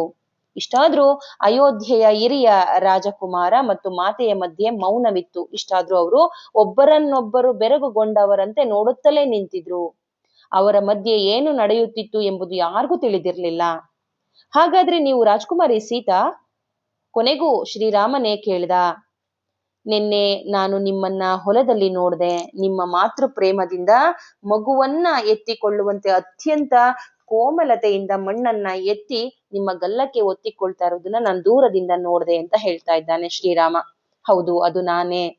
ನಾವು ವಿದೇಹ ಜನತೆಗೆ ವಸುಂಧರ ಮಾತೆಯನ್ನ ಪ್ರೀತಿಸಲು ಮತ್ತು ಗೌರವಿಸಲು ಕಲಿಸುತ್ತೇವೆ ಅದು ಎಂದು ಅವಳು ಮೃದುವಾಗಿ ಉತ್ತರಿಸಿದ್ಲು. ನೋಡಿ, ಶ್ರೀರಾಮನ ಬಗ್ಗೆ ಸ್ವಲ್ಪ ನಾಚಿಕೆಯೂ ಇದೆ. ಮೃದುವಾಗಿ ಮೃದು ಮನಸ್ಸಿನಿಂದ ಹೇಳ್ತಾ ಇದ್ದಾಳೆ. ಅವಳೇ ನಮ್ಮ ಶಕ್ತಿಯ ಮೂಲ. ಭೂಮಾತೆಯ ಬಗ್ಗೆ ಅವಳು ನಮ್ಮ ಶಕ್ತಿಯ ಮೂಲ ಅಂತ ಹೇಳ್ತಾ ಇದ್ದಾಳೆ. ನಾನು ನಿಮ್ಮ ವಿಧಾನವನ್ನ ಕಲಿಯ ಬಯಸ್ತೇನೆ. ಅಂದ್ರೆ ಈ ಅಯೋಧ್ಯೆಯಲ್ಲಿ ತಗೊಂಡು ಹೋಗೋದಕ್ಕೆ, ಈ ರಾಜ್ಯದಲ್ಲಿ ವಿದೇಹ ರಾಜ್ಯದಲ್ಲಿರುವಂತ ಇದನ್ನ ನಾನು ಕಲಿತೀನಿ, ಅದನ್ನ ನನ್ನ ರಾಜ್ಯದಲ್ಲಿ ಕೋಸಲ ರಾಜ್ಯದಲ್ಲಿ ತಗೊಂಡು ಹೋಗೋದಕ್ಕೆ ಅಂತ ಹೇಳ್ತಾ ಇದ್ದಾನೆ ರಾಮ. ನೀವು ಅದನ್ನ ನಮಗೆ ಕಲಿಸ್ಕೊಡಿ ಅಂತ. ಮತ್ತು ನಿಮ್ಮೊಂದಿಗೆ ಜ್ಞಾನವನ್ನ ಹಂಚಿಕೊಳ್ಳುವುದು ನಮಗೆ ಸಂತೋಷ ಅನಿಸುತ್ತೆ. ನಿಮ್ಮ ಜ್ಞಾನ ಏನಿದೆ ಅದು ನನಗೆ ಕಲಿಸ್ಕೊಡಿ ಅಂತ ದೇವಾಲಯದ ಹಿಂದಿನಿಂದ ಮಾತಾಡ್ತಾ ಇದ್ದಾರೆ ಸೀತಾಮಾತೆ ಜೊತೆ ಶ್ರೀರಾಮ. ನಿಮ್ಮ ಜ್ಞಾನವನ್ನ ನಾನು ಹಂಚ್ಕೊಳ್ಳೋದಕ್ಕೆ ನಂಗೆ ಖುಷಿ ಆಗ್ತಾ ಇದೆ ಅಂತ ಹೇಳ್ತಾ ಇದ್ರೆ, ಹಿಂದಿನ ದೇವಾಲಯದಿಂದ ಉತ್ಕೃಷ್ಟವಾದ ಧ್ವನಿ ಕೇಳಿ ಬಂತು. ಮಹಾರಾಜ ದಶರಥ ಪುತ್ರರೇ, ನಿಮ್ಮನ್ನ ಬರಮಾಡಿಕೊಳ್ಳಲು ನನಗೆ ಸಂತೋಷ ಅನ್ನಿಸ್ತಾ ಇದೆ ಅಂತ ಜನಕ ಬಾಬಾ ಹಿಂದ್ಲಿಂದ ಬಂದ್ರು. ಆನಂದ ಪರವಶರಾದ್ರು ಶ್ರೀರಾಮನನ್ನ ನೋಡಿ. ಆತ್ಮೀಯತೆಯಿಂದ ಬರಮಾಡಿಕೊಂಡ ಮೇಲೆ ಅವರು ಹೇಳಿದ್ರು, ರಾಮ್, ನಿಮ್ಮ ಕೀರ್ತಿ ನಿಮಗಿಂತ ಮುಂಚೂಣಿಯಲ್ಲಿದೆ. ನೀವು ತುಂಬಾ ಕೀರ್ತಿಯನ್ನ ಹೊಂದಿದ್ದೀರಿ ಅಂತ. ಮಿಥಿಲೆಯಲ್ಲಿ ಎಲ್ಲರೂ ನಿಮ್ಮ ಕಾರ್ಯಗಳನ್ನ ಕೇಳಿದ್ದಾರೆ. ಅಂದ್ರೆ ನಮ್ಮ ರಾಜ್ಯದಲ್ಲಿ ಎಲ್ಲ ನಿಮ್ಮ ಕಾರ್ಯಗಳ ಬಗ್ಗೆ ಕೇಳಿದ್ದಾರೆ. ನೀವು ನಮ್ಮ ರಾಜ್ಯದಲ್ಲಿರೋದು ನಮ್ಗೆ ದೊಡ್ಡ ಗೌರವ. ನಿಮ್ಮೊಂದಿಗೆ ನಿಮ್ಮ ಕೃಷಿಯ ವಿಧಾನವನ್ನ ನಾನು ಹಂಚ್ಕೊಳ್ಳೋದಕ್ಕೆ, ನಮ್ಮ ಕೃಷಿಯ ವಿಧಾನಗಳನ್ನ ಹಂಚ್ಕೊಳ್ಳೋದಕ್ಕೆ ನಾನು ಸಂತೋಷ ಪಡ್ತೇನೆ. ನೋಡಿ, ಸೀತಾಮಾತೆನ ಕೇಳಿದ್ರು, ಕೃಷಿಯ ಎಲ್ಲದನ್ನ ನನಗೆ ತಿಳ್ಕೊಳ್ಳೋದಕ್ಕೆ, ನಿಮ್ಮ ಜ್ಞಾನವನ್ನ ತಿಳ್ಕೊಳ್ಳೋದಕ್ಕೆ ನಾನು ಇಷ್ಟಪಡ್ತೀನಿ ಅಂತ ರಾಮ ಹೇಳಿದ್ರೆ, ಅದನ್ನ ನಾವು ಹೇಳ್ಕೊಡೋದಕ್ಕೂ ಕೂಡ ನಾನು ಸಂತೋಷ ಪಡ್ತೀನಿ ಅಂತ ಜನಕ ಬಾಬಾ ಹೇಳ್ತಾ ಇದ್ದಾರೆ. ಅಂದು ರಾತ್ರಿ ರೋಹಣ, ಉಷಾ, ಸೋಮ ಮತ್ತು ನಾನು ಊಟಕ್ಕೆ ಬಡಿಸ್ತಾ ಇದ್ವಿ. ಸುನೈನ ಮಾತಾ ನನ್ನ ಮಾತುಗಳನ್ನ ತಡೆದು ವಿಶೇಷ ಮುಗುಳ್ನಗೆಯಿಂದ ಕೇಳಿದ್ಲು. ತನ್ನ ಮಾತುಗಳನ್ನ ಇದುವರೆಗೂ ತಾಯಿ ಪ್ರೀತಿ ತನ್ನ ಮಗಳಿಗೆ ಎಂತ ಗಂಡ ಸಿಗ್ತಾನೆ ಅಂತ ಸೀತಾ ಮಾತೆಯ ಬಗ್ಗೆನೇ ಇದ್ ಮಾಡ್ತಾ ಮುಗುಳ್ನಗೆಯಿಂದ ತನ್ನ ಮಾತುಗಳನ್ನೆಲ್ಲ ತಡೆದು ಈಗ ಹೊರ ಹಾಕ್ತಾ ಇದ್ದಾಳೆ ಸುನೈನ ಮಾತಾ. ಇಂದು ದೇವಾಲಯದಲ್ಲಿ ಅಯೋಧ್ಯೆಯ ರಾಜರನ್ನ ನೀವೆಲ್ಲರೂ ನೋಡಿದ್ದೀರಿ, ನನಗೆ ಗೊತ್ತಾಯ್ತು ಅಂತ ಕೇಳ್ತಾ ಇದ್ದಾಳೆ. ಅಷ್ಟರಲ್ಲಿ ಅಲ್ಲಿರುವರಲ್ಲಿ ನಾನು ಅದೃಷ್ಟಶಾಲಿ ಆಗಿರ್ಲಿಲ್ವಲ್ಲ, ನಾನು ಅವ್ರು ನೋಡ್ಲಿಲ್ವಲ್ಲ ಅಂತ ಹೇಳ್ತಾ ಇದ್ದಾಳೆ. ಹೇಗೆ ಕಾಣ್ತಾರೆ ಅವ್ರು ನೋಡಕ್ಕೆ ಅಂತ ಕೇಳ್ತಾ ಇದ್ದಾಳೆ. ಅವರ ಚಲುವು ಹೇಗಿದೆ, ಅವರ ಕುರಿತು ನಾನು ಕೇಳಿದಾಗ ಸೀತಾಮಾತೆ ನನಗೂ ಅದಕ್ಕೂ ಏನು ಹೇಳಲೇ ಇಲ್ಲ. ನಾನ್ ಸೀತಾಮಾತೆ ಕೇಳ್ದೆ ಸೀತೆನಾ, ಆದ್ರೆ ಅವಳು ಏನು ಹೇಳ್ದೆ ಸುಮ್ನಾಗ್ಬಿಟ್ಲು. ಮಹಾರಾಜರು ಕೂಡ ಅದೇ ರೀತಿ ಮೌನ ತಾಳ್ಬಿಟ್ಟಿದ್ದಾರೆ. ಅವ್ರು ಹೇಗಿದ್ದಾರೆ ಹುಡುಗ್ರು ಅಂತ ಕೇಳ್ತಾ ಇದ್ರೆ, ರಾಜರು ಹೇಗಿದ್ದಾರೆ ಅಂದ್ರೆ ಮಹಾರಾಜ ಸೀತೆ ಯಾರು ವ್ಯಕ್ತಪಡಿಸ್ತಾ ಇಲ್ಲ ಅಂತ ಸೇವಕಿಯರನ್ನ ಕೇಳ್ತಾ ಇದ್ದಾಳೆ ಇಲ್ಲಿ ಸುನೈನಾ ಮಾತೆ. ಎಲ್ಲರ ಕಣ್ಗಳು ಸೀತೆಯ ಕಡೆ ತಿರುಗಿದ್ವು. ಆದ್ರೆ ಈ ಸಂಭಾಷಣೆಯಲ್ಲಿ ನನಗೆ ಸಂಬಂಧವಿಲ್ವೇನೋ ಅಂತ ಎಲ್ಲೋ ನೋಡ್ತಾ ಊಟ ಮಾಡ್ತಾ ಇದ್ಲು ಮುಗುಳ್ನಕ್ಕೊಂಡು ಸೀತಾ ಅಂತ ಹೇಳ್ತಾ ಇದ್ದಾರೆ. ರೋಹಣ ಪ್ರತಿಕ್ರಿಯೆ ನೀಡಿದ್ಲು. ಮಹಾರಾಣಿಯವರೇ, ಹಿರಿಯ ರಾಜನಲ್ಲಿ ಇರುವಂತಹ ಶಕ್ತಿಯನ್ನ ನಾನು ಮನುಷ್ಯರಲ್ಲಿ ಎಂದು ನಾನು ನೋಡೇ ಇಲ್ಲ. ಅವರ ತೋಳು, ಅವರ ಎದೆ ಅಷ್ಟೊಂದು ಪರಿಪೂರ್ಣತೆಯನ್ನ ಹೊಂದಿದೆ. ಅವಳು ಭಾವೋದ್ವೇಗದಿಂದ ಹೇಳ್ಬಿಟ್ಲು. ಮತ್ತು ಅಂತಹ ಸೌಂದರ್ಯ ಅಂತ ಉಷಾ ಉತ್ತರಿಸ್ತಾ ಇದ್ದಾಳೆ. ತುಂಬಾ ಸುಂದರವಾಗಿದ್ದಾನೆ ಹುಡುಗ ಅಂತ. ಅವರ ಮುಖ ಒಂದು ಮಿನುಗು ನೋಟವನ್ನ ನಾನು ಗ್ರಹಿಸಿದ್ದೇನೆ ಮತ್ತು ಪರಿಪೂರ್ಣವಾಗಿ ರೂಪುಗೊಂಡಂತಹ ಲಕ್ಷಣ ಅತ್ಯುತ್ತಮ ಪ್ರಮಾಣದಲ್ಲಿದೆ. ಅವನು ತುಂಬಾ ಲಕ್ಷಣವಾಗಿದ್ದಾನೆ ಅಂತ ಹೇಳ್ತಾ ಇದ್ದಾಳೆ.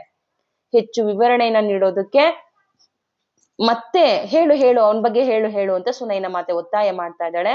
ಆದ್ರೆ ಅವಳು ಮಾತನ್ನ ನಿಲ್ಲಿಸಿ ಹೇಳ್ತಾ ಇದ್ದಾಳೆ, ಹೆಚ್ಚಿಗೆ ನಾನು ಇನ್ನೇನು ನೋಡ್ಲಿಲ್ಲ, ಅವ್ನು ತುಂಬಾ ಸುಂದರವಾಗಿದ್ದಾನೆ, ತುಂಬಾ ಹೊಳಪಿನ ಉಳ್ಳವನಾಗಿದ್ದಾನೆ ಅಂತ ಹೇಳ್ತಾ ಇದ್ದಾಳೆ.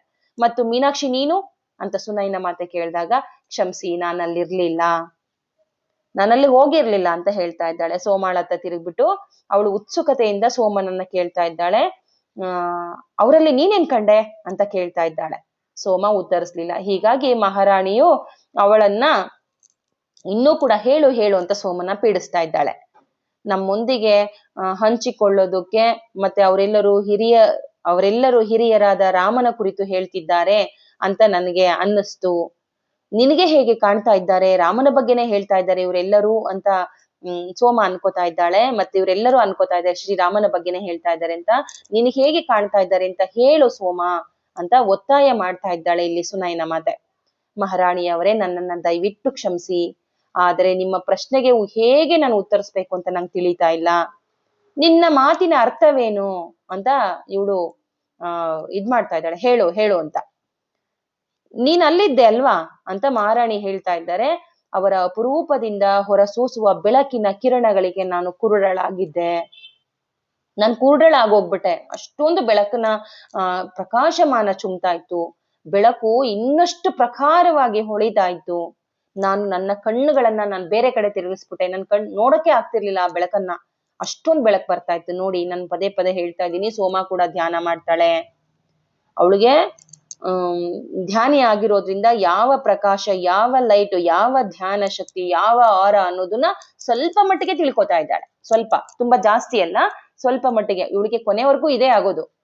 ಎಂತ ಸೀತೆಯ ಕೊನೆಯ ಕ್ಷಣದಲ್ಲೂ ಕೂಡ ಪಾರ್ವತಿ ಪರಮೇಶ್ವರರೇ ಅವಳ ಹತ್ರ ಬಂದು ಕೂತ್ಕೊಂಡಾಗ್ಲೂ ಯಾರು ಅಂತ ಗುರ್ತಿಡಿಯೋಕ್ಕಾಗಲ್ಲ ಸೋಮಂಗೆ. ಆ ಎನರ್ಜಿಗೆ ಅವಳು ಫೀಲ್ ಮಾಡೋಕ್ ಮಾಡ್ಕೊಳಲ್ಲ. ಸೀತಾಮಾತೆ ಪದೇ ಹೇಳ್ತಾ ಇರ್ತಾಳೆ ಅವ್ರನ್ನ ನೀನ್ ನೋಡು ಅಂತ. ಮತ್ತೆ ಎಷ್ಟೊಂದು ಸಾಧ್ವಿಗಳು, ಮಹಾಪುರುಷರು, ಋಷಿ ಮುನಿಗಳು ಬಂದ್ರು ಕೂಡ ಸೋಮ ಆ ಪ್ರಖರತೆಯನ್ನ ಯಾರು ಅಂತ ಗುರ್ತಿಸೋದಕ್ಕೆ ನಿಲ್ಸಲ್ಲ. ಅದಕ್ಕೆ ಇಲ್ಲಿ ಹೇಳ್ತಾ ಇದ್ದಾಳೆ ಮಾತೆ ಆಹಾರವನ್ನ. ಸೀತಾಮಾತೆ ಅವಳು ತಿಂತಾ ಇದ್ದಿದ್ದು ಊಟನ ಸೈಡಿಗೆ ಇಟ್ಬಿಟ್ಟು ಬರ್ತಾ ಇದ್ದಾಳೆ. ಮಾತಿನ ವಿನಿಮಯನ ಕೇಳ್ಕೊತಾ ಇದ್ಲು. ನಾವು ಮಾತಾಡೋದನ್ನೆಲ್ಲ ಕೇಳ್ಕೊಂಡು ಮುಗುಳ್ನಗ್ತಾ ಅಲ್ಲಿಗೆ ಬಂದಂತಹ ಸೀತಾ, ಸೋಮ, ನಾನ್ ನೋಡಿರೋದನ್ನ ನೀನು ನೋಡಿದೀಯಾ, ಆದರೆ ಸೋಮ, ಬೆಳಕಿನೊಳಗೆ ಏಕ ಪ್ರಕಾರವಾಗಿ ನೀನು ನೋಡೋದನ್ನ ಕಲ್ತ್ಕೋಬೇಕು. ಹಾಗಾಗಿದ್ರೆ ನೀನ್ ನೋಡಿದ್ರೆ ನಾನೇನು ದಿವ್ಯ ರೂಪವನ್ನ ನೋಡಿದ್ನೋ ಅದೇ ಬೆಳಕನ್ನ ನೀನು ನೋಡ್ತಾ ಇದ್ದೆ. ಬೆಳಕಿನಿಂದ ಎಂದು ಆಚೆ ಈಚೆ ನೀನ್ ನೋಡ್ಬೇಡ ಸೋಮ ಅಂತ ಹೇಳ್ತಾ ಇದ್ದಾಳೆ. ಅಂದ್ರೆ ದಿವ್ಯ ರೂಪವನ್ನ ನಾನು ಕಂಡೆ, ಮಹಾನ್ ದೈವಿಕ ಶಕ್ತಿಯನ್ನ ನಾನು ಆ ರಾಮನಲ್ಲಿ ಕಂಡೆ ಅನ್ನೋದನ್ನ ಇಲ್ಲಿ ಸೀತಾ ಹೇಳ್ತಾ ಇದ್ದಾಳೆ. ನಾನು ಬೇರೆ ಕಡೆ ಹೊರಳಿದೆ, ಆದ್ರೆ ಮತ್ತೆ ನಾನು ಅವರತ್ತ ನೋಡ್ದೆ, ಅವರ ರೂಪವನ್ನ ನೋಡ್ದೆ, ಅವರ ಮಾತು ಮಾನವ ರೂಪವನ್ನ ಇದುವರೆಗೂನು ಇಲ್ಲಿ ಸೀತಾಮಾತೆ ಹೇಳ್ತಾ ಇದ್ದಾಳೆ, ನಾನು ಬೇರೆ ಕಡೆ ಹೊರಡ್ದೆ ಆದ್ರೆ ಮಾನವರಲ್ಲಿ ನಾನು ಅಂತ ರೂಪನೇ ಕಂಡಿಲ್ಲ ಅಂತ ಇಲ್ಲಿ ಇವಳು ಹೇಳಿದ್ದು ಯಾರು, ಉಷಾ ಹೇಳಿದ್ದು ನಿಜ ಅಂತ ಹೇಳ್ತಾ ಇದ್ದಾಳೆ. ಅಷ್ಟು ಚೆನ್ನಾಗಿದ್ದಾರೆ ಅವರು ಅಂತ. ಸುನೈನ ಮಾತೆಯ ಕಡೆ ತಿರುಗಿ ಆ ಮುಂದುವರ್ಸಿದ್ಲು. ಅವರನ್ನು ಹೇಗೆ ವರ್ಣಿಸುವುದು ಎಂಬುದನ್ನ ನಿಜವಾಗಿಯೂ ನನಗೆ ಗೊತ್ತಾಗ್ತಾ ಇಲ್ಲ ಅಂತ ಸುನೈನ ಮಾತೆಯ ಕಡೆ ತಿರುಗಿ ಸೋಮ ಹೇಳ್ತಾ ಇದ್ದಾಳೆ. ಅವರ ಶಕ್ತಿಯ ಕುರಿತು ಆ ರೋಹಣ ಹೇಳಿರೋದು ಖಂಡಿತ ನಿಜ. ತುಂಬಾ ಸುಂದರವಾಗಿದ್ದಾರೆ, ಪ್ರಕಾಶಮಾನವಾಗಿ ಹೊಳಿತಾ ಇದ್ದಾರೆ, ತುಂಬಾ ಒಳ್ಳೆಯವರು. ಅಂದ್ರೆ ನಮ್ಮ ಮಹಾರಾಜ ಅಂದ್ರೆ ಜನಕ ಮಹಾರಾಜರಷ್ಟು ಎತ್ತರ ಆಗಿಲ್ಲ, ಆದ್ರೆ ವಿಶಾಲವಾದ ಎದೆಯನ್ನ ಹೊಂದಿದ್ರು. ಪ್ರತಿಯೊಂದು ಸ್ನಾಯುಗಳು ಸ್ಪಷ್ಟವಾಗಿವೆ ಮತ್ತು ಅವರ ಸೌಂದರ್ಯದ ಕುರಿತು ಹೇಳಿರೋದೆಲ್ಲ ಈಗ ಏನು ಇವಳು ಹೇಳಿದ್ಲು ರೋಹಣ, ಅದು ಖಂಡಿತ ಸರಿಯಾಗಿದೆ.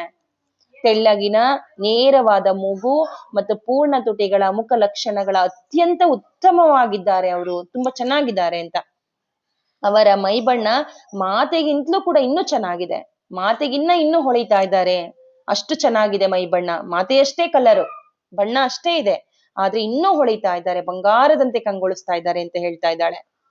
ಅವರು ಅವ್ರ ಕೂದಲು ಭುಜದವರೆಗೆ ಹರಡ್ಕೊಂಡಿತ್ತು, ಆದ್ರೆ ಮಾತೆಯ ಕೂದಲಷ್ಟು ಕಪ್ಪಾಗಿಲ್ಲ, ಮುಖಕ್ಕೆ ಒಂದು ಚೌಕಟ್ಟನ್ನ ನೀಡುವಂತಿದೆ. ಅವರು ಅದನ್ನ ಸಡಿಲವಾಗಿ ಇಟ್ಕೊಂಡಿದ್ರು, ಕೂದಲನ್ನ ಲೂಸ್ ಆಗಿ ಬಿಟ್ಟಿದ್ರು ಹಿಂದೆ ಅಂತ. ಅವರ ನಡೆಯಲ್ಲಿ ಒಂದು ಘನತೆ ಇದೆ. ಅವರ ಕಣ್ಣುಗಳ ನೋಟವನ್ನ ಹಿಡಿಯಲು ನಾನು ಒಂದು ಕ್ಷಣ ಸಾಕಷ್ಟು ಹತ್ತಿರಕ್ಕೆ ಬಂದೆ.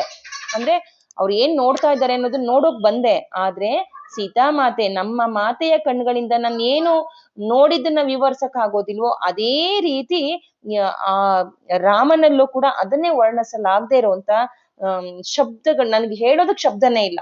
ಆ ರೀತಿ ಮಾತೆಯ ಕಣ್ಗಳನ್ನ ಹೇಗ್ ನನಗೆ ವರ್ಣಿಸಕ್ ಆಗಲ್ವೋ ಅದೇ ರೀತಿ ನನಗೆ ಅವ್ರ ಕಣ್ಣನ್ನು ವರ್ಣಿಸೋಕ್ ಆಗಲ್ಲ ಅಂತ ಹೇಳ್ತಾ ಇದ್ದಾಳೆ. ಅವಳ ಶಬ್ದಗಳಿಗೆ ನಕ್ಕು ನಂತರ ಪ್ರತಿಕ್ರಿಯಿಸ್ತಾ ಇದ್ದಾಳೆ. ಸೋಮ, ನೀನು ಕೇವಲ ಬಾಹ್ಯ ಸೌಂದರ್ಯವನ್ನ ವರ್ಣಿಸ್ತಾ ಇದೀಯಾ, ಅಂತರ್ ಸೌಂದರ್ಯವನ್ನ ಗಮನಿಸಿಲ್ಲ ನೀನ್ ಅವ್ರದನ್ನ ಅಂತ ಹೇಳ್ತಾ ಇದ್ದಾಳೆ. ಕೆಲವು ನಿಮಿಷಗಳವರೆಗೆ ಸೋಮ ಸುಮ್ನಿದ್ದು ನಂತರ ಹೇಳಿದ್ಲು, ಸುಲಭವಾಗಿ ತಲುಪಬಹುದಾದಂತ ತೀರ ದೂರದಿಂದ ಅಲ್ಲದೆ ಬಾಕಿ ಎಲ್ಲ ರಾಜರಂತೆ ಔಪಚಾರಿಕವಾಗಿಲ್ಲ, ಅವರು ಸುಲಭವಾಗಿ ಎಲ್ಲರನ್ನೂ ಕೂಡ ಪ್ರೀತಿಸುವಂತ ಒಳ್ಳೆ ಗುಣವನ್ನ ಹೊಂದಿರೋ ತರ ಕಂಡ್ರು ನನಗೆ ಅಂತ ಹೇಳ್ತಾ ಇದ್ದಾಳೆ ಸೋಮ. ಹೇಗೆ ಕಂಡು ಬಂದ್ರು ಅಂದ್ರೆ ಅದನ್ನ ವರ್ಣಿಸೋದಕ್ಕೆ ನಂಗೆ ನಿಜವಾಗ್ಲೂ ಆಗೋದಿಲ್ಲ, ಆದ್ರೆ ಎಲ್ಲರನ್ನ ತುಂಬಾ ಚೆನ್ನಾಗಿ ಪ್ರೀತಿಸ್ತಾರೆ ಅನ್ನೋದು ಗೊತ್ತಿದೆ ಅಂತ ಹೇಳ್ತಾ ಇದ್ದಾಳೆ. ಸೀತೆ ತನ್ನ ತಾಯಿಯ ಕಡೆ ತಿರುಗಿ ಮುಗುಳ್ನಗ್ತಾ ಹೇಳ್ತಾ ಇದ್ದಾಳೆ, ಪ್ರತಿಯೊಬ್ರು ಅವರು ವಿಭಿನ್ನವಾಗಿ ಅವರು ಎಲ್ಲರಿಗೂ ಒಂದೊಂದರ ಕಾಣ್ತಾರೆ ಅಮ್ಮ, ನೀನು ಅವ್ರ ಬಗ್ಗೆ ತಿಳ್ಕೊಬೇಕು ಅಂದ್ರೆ ನೀನ್ ಅವ್ರನ್ನ ಕಾಯಿ, ನೀನ್ ನಿರೀಕ್ಷೆ ಮಾಡ್ಲೇಬೇಕು ಅಮ್ಮ ಅಂತ ಹೇಳ್ತಾ ಇದ್ದಾಳೆ. ಈ ರೀತಿಯಾಗಿ ಅವರು ಚರ್ಚಿಸುತ್ತಿದ್ದಂತೆ ಅಯೋಧ್ಯೆಯಿಂದ ರಾಜರು ಬರುವ ಮುಂಚೆಯೇ ಒಂದು ದಿನ ಸಂಜೆ ಊಟದ ಸಮಯದಲ್ಲಿ ಶ್ರೀರಾಮ ಸಾಧನೆಗಳನ್ನ, ತಾಟಕಿಯನ್ನ, ರಾಕ್ಷಸಿಯನ್ನ ಸೀಳಿ ಹಾಕಿದಂತಹ ಶೌರ್ಯದ ಮತ್ತು ಧೈರ್ಯದ ಬಗ್ಗೆ ಸುನೈನಾ ಮಾತಾಡ್ತಾ ಇದ್ರು. ಅದನ್ನ ನೆನ್ಪಿಸ್ಕೊಂಡೆ ನಾನು. ಸೀತೆಯ ಮುಖ ಗಂಟಿಕ್ತು. ತೊಂದರೆಗೀಡಾಗಿದ ಅವಳ ಮುಖವನ್ನ ನೋಡಿ ಜನಕ ಬಾಬಾ ಕೇಳಿದ್ರು, ಯಾಕೆ ಈ ಬೇಸರ ಸೀತೆ, ಇಷ್ಟೊಂದು ಹಿಂಸೆ ಅಗತ್ಯವಿದೆಯೇ, ನೀನ್ ಯಾಕೆ ಇಷ್ಟು ಬೇಜಾರು ಪಡ್ಕೋತಾ ಇದ್ಯಾ, ಮತ್ತು ಈ ಮಹಿಳೆಯನ್ನ ಕೊಲ್ಲೋದು ನಿಸರ್ಗದ ನಿಯಮಕ್ಕೆ ವಿರುದ್ಧವಾಗಿಲ್ವಾ ಅಪ್ಪ, ಮಹಿಳೆ ಕೊಲ್ಬಾರ್ದಲ್ವಾ ಅಂತ ಹೇಳ್ತಾ ಇದ್ದಾರೆ. ಆದ್ರೆ ಆಶ್ಚರ್ಯದಿಂದ ಇಲ್ಲಿ ಜನಕ ಬಾಬಾ ಮಾತೆಯತ್ತ ತಿರುಗ್ತಾ ಹೇಳ್ತಾ ಇದ್ದಾರೆ. ಜನಕ ಬಾಬಾ ಅವರು ಗಂಭೀರ ಸ್ವರದಿಂದ, ರಾಮ್ ಅವರು ನಿರ್ವಹಿಸಿರುವ ಯಾವುದೇ ಕಾರ್ಯಗಳನ್ನ ನಾನು ಎಂದೂ ಕೂಡ ಪ್ರಶ್ನೆ ಮಾಡೋದಿಲ್ಲ, ಅವರು ಮಾಡಿರುವುದು ಇಡೀ ಪ್ರದೇಶದ ಹಿತಕ್ಕಾಗಿ ಇದೆ ಅಂತ ಹೇಳ್ತಾ ಇದ್ದಾರೆ. ನೆಕ್ಸ್ಟ್ ಮಾತಾ ಈ ವಿಷಯಕ್ಕೆ ಹೆಚ್ಚು ಒತ್ತು ನೀಡ್ಲಿಲ್ಲ, ಆದ್ರೆ ಜನಕ ಬಾಬಾ ಅವರ ಪ್ರತಿಕ್ರಿಯೆಯಿಂದ ಅವಳಿಗೆ ಯಾವುದೇ ರೀತಿ ತೃಪ್ತಿ ಆಗ್ಲಿಲ್ಲ ಅನ್ನೋದು ಮಾತ್ರ ಸ್ಪಷ್ಟ ಆಯ್ತು. ಅಂದ್ರೆ ಅವ್ರು ಹೇಳಿದ ಮಾತಿಗೆ ಯಾವುದೇ ತೃಪ್ತಿ ಪಡ್ಲಿಲ್ಲ, ಆದ್ರೂ ಒಂದು ಹೆಣ್ಣನ್ನ ಸೀಳಿ ಹಾಕಿದ್ದು ಸರಿಯಲ್ಲ ಅಂತ ಸೀತಾಮಾತೆ ಮಾಡ್ತಾ ಇದ್ದಾಳೆ, ಬೇಜಾರ್ ಮಾಡ್ಕೊಂಡಿದ್ದಾಳೆ. ಆಗ ಜನಕ ಬಾಬಾ ಅವರು ತಕ್ಷಣವೇ ಸಂಭಾಷಣೆಯನ್ನ ಬೇರೆ ಕಡೆ ತಿರುಗಿಸ್ತಾ ಇದ್ದಾರೆ. ಈಗ ಗೌತಮ ಮಹರ್ಷಿಗಳ ಶಾಪದಿಂದ ಅಹಲ್ಯೆಯನ್ನ ಮುಕ್ತಗೊಳಿಸಿದ ಕಡೆಗೆ ವಿಷಯಾಂತರಗೊಳಿಸಿದ್ರು ಶ್ರೀರಾಮ. ದೇವತೆಗಳ ರಾಜನಾದಂತಹ ಇಂದ್ರನು ಸುಂದರವಾಗಿರುವಂತಹ ಅಹಲ್ಯೆಯನ್ನ ಮೋಸಗೊಳಿಸಿ ಮೋಹಿಸಿದನು ಮತ್ತು ಈ ದ್ರೋಹವನ್ನ ಕಂಡ ಗೌತಮನು ಮುಗ್ಧ ಅಹಲ್ಯೆಯನ್ನ ಕಲ್ಲಾಗುವಂತೆ ಶಪಿಸಿದ. ಇದು ಸಾಮಾನ್ಯ ಕತೆ, ಜನಜನಿತ ಕತೆ ಆಗಿದೆ. ಆದರೆ ವಿದೇಹದ ಯಾವ ಋಷಿಗಳು ಒಬ್ಬನೇ ಹೋಗಿ ಅವಳ ಶಾಪವನ್ನ ಮುಕ್ತ ಮಾಡೋದಕ್ಕೆ ಯಾರು ಧೈರ್ಯ ತೋರ್ಲಿಲ್ಲ. ಈ ಶಾಪವನ್ನ ಹಿಮ್ಮೆಟ್ಟಿಸುವ ಸಾಮರ್ಥ್ಯ ಯಾರಿಗಿದೆ? ಸೀತೆಯನ್ನ ದಿಟ್ಟಿಸ್ತಾ ಕೇಳ್ತಾ ಇದ್ದಾರೆ, ಇಲ್ಲಿ ಯಾರಿಗಿದೆ ಈ ಸಾಮರ್ಥ್ಯವನ್ನ ಆ ತೋರುವಂತ ಶಕ್ತಿ ಯಾರಿಗಿದೆ? ಹಾಗಿದ್ರೂ ಕೂಡ ರಾಮ್ ಹೋದ್ರು, ತನ್ನ ತಾಯಿಯಂತೆ ಅವಳು ಅಂತ ಹೋಗಿ ಹತ್ತಿರದಲ್ಲಿ ಹೋಗಿ ಅವಳ ಸಂಕಟದಿಂದ ಬಿಡುಗಡೆ ಮಾಡ್ದ ರಾಮ್ ಅಂತ ಹೇಳ್ತಾ ಇದ್ದಾರೆ. ಇದಕ್ಕೆ ದೊಡ್ಡ ಅನುಕಂಪ ಇನ್ನೊಂದು ಇದೆಯಾ, ಎಲ್ಲಾದ್ರೂ ಇದೆಯಾ ಸೀತಾ ಅಂತ ಹೇಳ್ತಾ ಇದ್ದಾರೆ. ಸೀತೆ ಚಲನವಲನ ಸ್ವಲ್ಪ ಕಂಡು ಬಂತು. ಇದುವರೆಗೂ ಬೇಜಾರ್ ಮಾಡ್ಕೊಂಡಿದ್ಲು, ತಾಟಕಿಯನ್ನ ಸಂಹಾರ ಮಾಡಿದ್ರು, ಹೆಣ್ಣನ್ನ ಸಂಹಾರ ಮಾಡಿದ್ದು ತಪ್ಪು ಅನ್ನೋ ರೀತಿಯಾಗಿ ಸೀತೆ ಖಂಡಿಸ್ತಾ ಇದ್ದಾಳೆ. ಅದಕ್ಕೆ ವಿಷಯವನ್ನ ಬದಲಾಯಿಸಿ ಗೌತಮ ಮಹರ್ಷಿ ಮತ್ತೆ ಅಹಲ್ಯೆಯ ನಡುವೆ ಆದಂತಹ ಇದನ್ನ ಜನಕ ಬಾಬಾ ನೋಡಿ, ಅಲ್ಲಿ ಎಲ್ಲರಿಗೂ ಗೊತ್ತಿದೆ ಅಹಲ್ಯೆ ಮಹಾನ್ ತಪಸ್ವಿ, ತನ್ನದೇನು ತಪ್ಪಿಲ್ದಿದ್ರು ಗಂಡ ಪತಿ ದೇವೇಂದ್ರನನ್ನ ಶಪಿಸಿದ್ರೆ ಇಡೀ ದೇವಲೋಕಕ್ಕೆ ಹಾನಿ ಸಂಭವಿಸುತ್ತೆ ಅನ್ನೋದಕ್ಕೋಸ್ಕರ ಪಾಪ ಅಹಲ್ಯೆ ಅದು ಮುಂದೆ ಹೇಳ್ತಾಳೆ ಸೀತಾಮಾತೆ ತನ್ನ ಮಕ್ಕಳಿಗೆ ಲವಕುಶರಿಗೆ ಹೇಳ್ತಾಳೆ ಏನಂದ್ರೆ ಅಹಲ್ಯೆ ಏನಕ್ಕೆ ಶಾಪಕ್ಕೆ ಗುರಿಯಾದ್ಲು ಅನ್ನೋದನ್ನ ಮುಂದೆ ತಿಳ್ಕೊಳ್ಳುರಂತೆ. ಹೀಗೆ ಅದು ಸಂಕಟದಿಂದ ಮುಕ್ತ ಯಾರು ಮಾಡ್ತಾ ಇದ್ರು, ಅಂತ ಶಕ್ತಿಯುಳ್ಳಂತ ಶಕ್ತಿ ಯಾರಿಗಿತ್ತು? ರಾಮನಿಗಿತ್ತು ಅಂತ ಎದೆ ತಟ್ಟಿ ಹೇಳ್ತಾ ಇದ್ದಾರೆ ಇಲ್ಲಿ ಜನಕ ಬಾಬಾ. ಸೀತೆ ಸ್ವಲ್ಪ ಬೇಜಾರ್ ಮಾಡ್ಕೊಳ್ಳೋದನ್ನ ಕಡಿಮೆ ಮಾಡ್ಕೊಳ್ತಾ, ಅದು ಬಹುದೊಡ್ಡ ಕಾರ್ಯವಾಗಿತ್ತು, ತನ್ನ ಸ್ವಂತ ತಪ್ಪಿಲ್ಲದೆ ಅನ್ಯಾಯವಾಗಿ ಅವಳು ಶಪಿಸಿದ್ಲು. ಈ ಕತೆ ಎಲ್ಲರಿಗೂ ಒಂದೊಂದ್ ರೀತಿಯಾಗಿ ಕೇಳುತ್ತೆ, ನಿಜವಾಗಿಯೂ ಹಾಗೆ ಸಂಭವಿಸಿಲ್ಲ. ಆದ್ರೆ ಮಹತ್ವ ಸಂಗತಿ ಅಂದ್ರೆ ರಾಮ್ ಅವಳನ್ನ ಮುಕ್ತಗೊಳಿಸಿದ್ರು. ಯಾರೇ ಆಗ್ಲಿ ಶಾಪವನ್ನ ರದ್ದು ಮಾಡೋದು ಎಷ್ಟು ಅಪರೂಪ ಅಲ್ವಾ? ನಮ್ಮ ಋಷಿಗಳು ಕೂಡ ಇದನ್ನ ಮಾಡೋದಕ್ ಸಾಧ್ಯ ಇಲ್ಲ. ಮತ್ತೆ ಅಮಾಯಕರ ಮೇಲೆ ಶಾಪಗಳು ಎಷ್ಟೊಂದು ಪರಿಣಾಮ ಬೀರುತ್ತೆ ಎಂಬುದನ್ನ ನಾವು ನೋಡುತ್ತೇವೆ ಅಲ್ವಾ? ಸ್ವಯಂ ಋಷಿಯಾಗಿರುವಾಗ ಅಹಲ್ಯೆಯಂತಹ ಪರಿಶುದ್ಧ ಜ್ಞಾನಿಗೆ ಬಾಧಿತಳಾಗಿರುವಂತದ್ದು ನಿಜವಾಗ್ಲೂ ನೋವನ್ನುಂಟು ಮಾಡತ್ತೆ ಅಲ್ವಾ ಅಂತ ಮಗಳಿಗೆ ಹೇಳ್ತಾ ಇದ್ದಾರೆ ಜನಕ ಬಾಬಾ.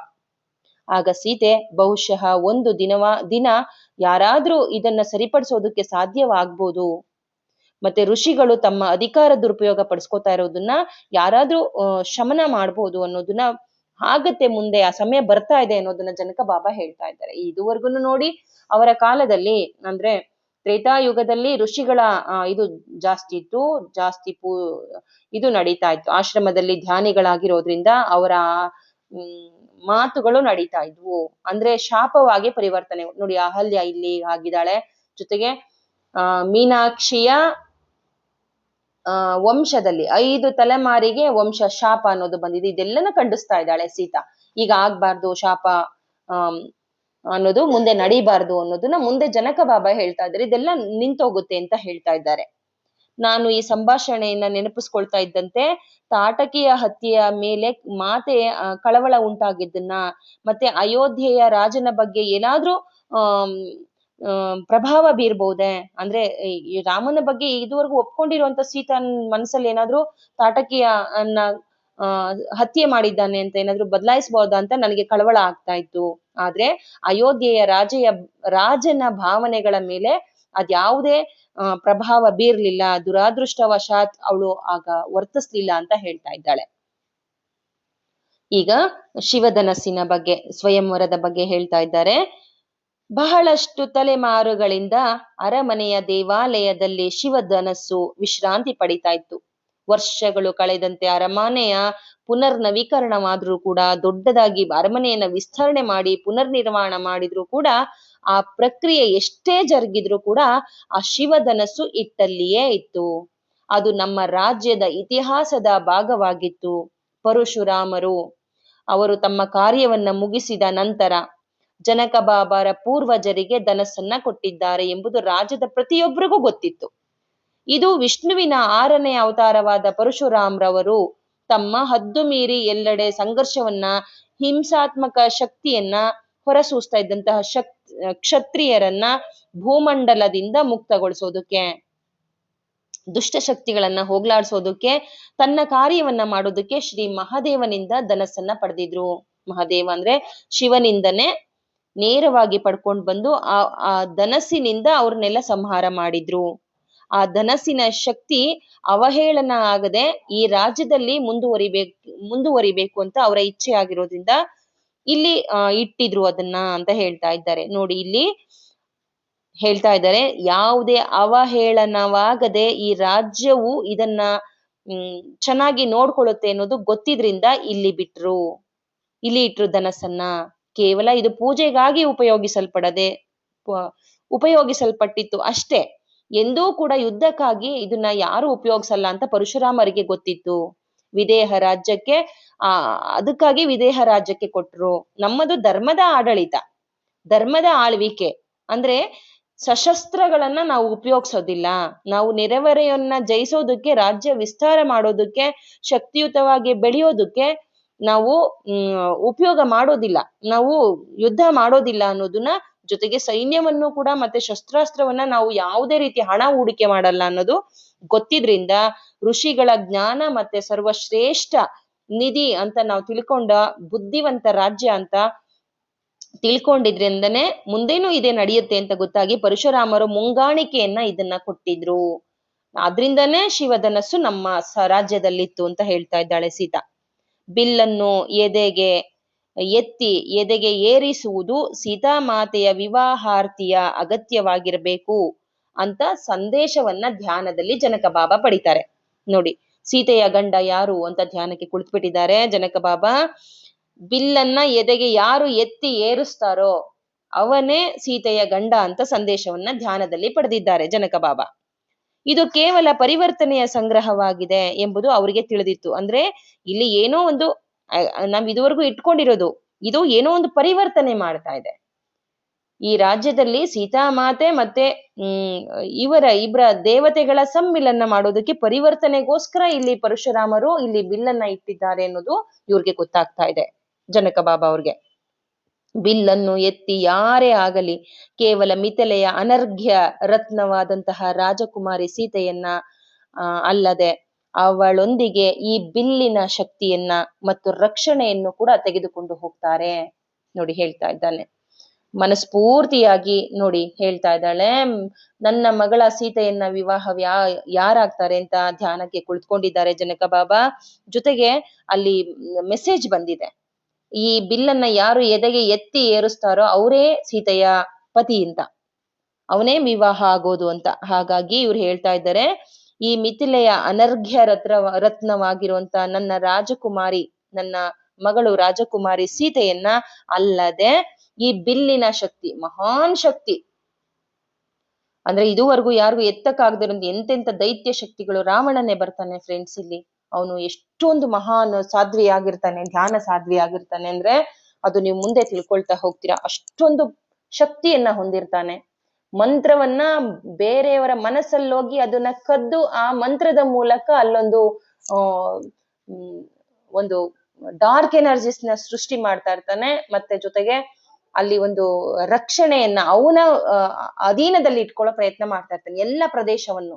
ಆದ್ರೆ ಇಲ್ಲಿ ಸೀತಾ ಇದನ್ನ ಮಾತ್ರ ಪ್ರವೇಶ ಮಾಡೋಕ್ ಆಗ್ತಾ ಇಲ್ಲ ಅವನಿಗೆ. ಸೀತೆಯ ಅಂದ್ರೆ ಜನಕ ಬಾಬಾರ ಆಸ್ಥಾನಕ್ಕೆ ಪ್ರವೇಶ ಮಾಡದಿರೋದಕ್ಕೆ ಕಾರಣ ಏನಂದ್ರೆ ಇಲ್ಲಿ ಸೀತಾಮಾತೆ ಇದ್ದಾಳೆ, ಪಕ್ಕದ ರಾಜ್ಯದಲ್ಲಿ ರಾಮರಿದ್ದಾರೆ, ಹಾಗಾಗಿ ಇಲ್ಲಿ ಬರೋಕ್ ಆಗ್ತಾ ಇಲ್ಲ ಅವನ್ಗೆ. ಹೀಗೆ ಅಷ್ಟು ಪ್ರಚಂಡ ಆಗಿರ್ತಾನೆ ರಾವಣ. ಅಂತ ಶಕ್ತಿಯನ್ನ ಅಂತ ಎಂತವ್ರು ಬಂದ್ರು ಎತ್ತೋಕ್ಕಾಗಲ್ಲ.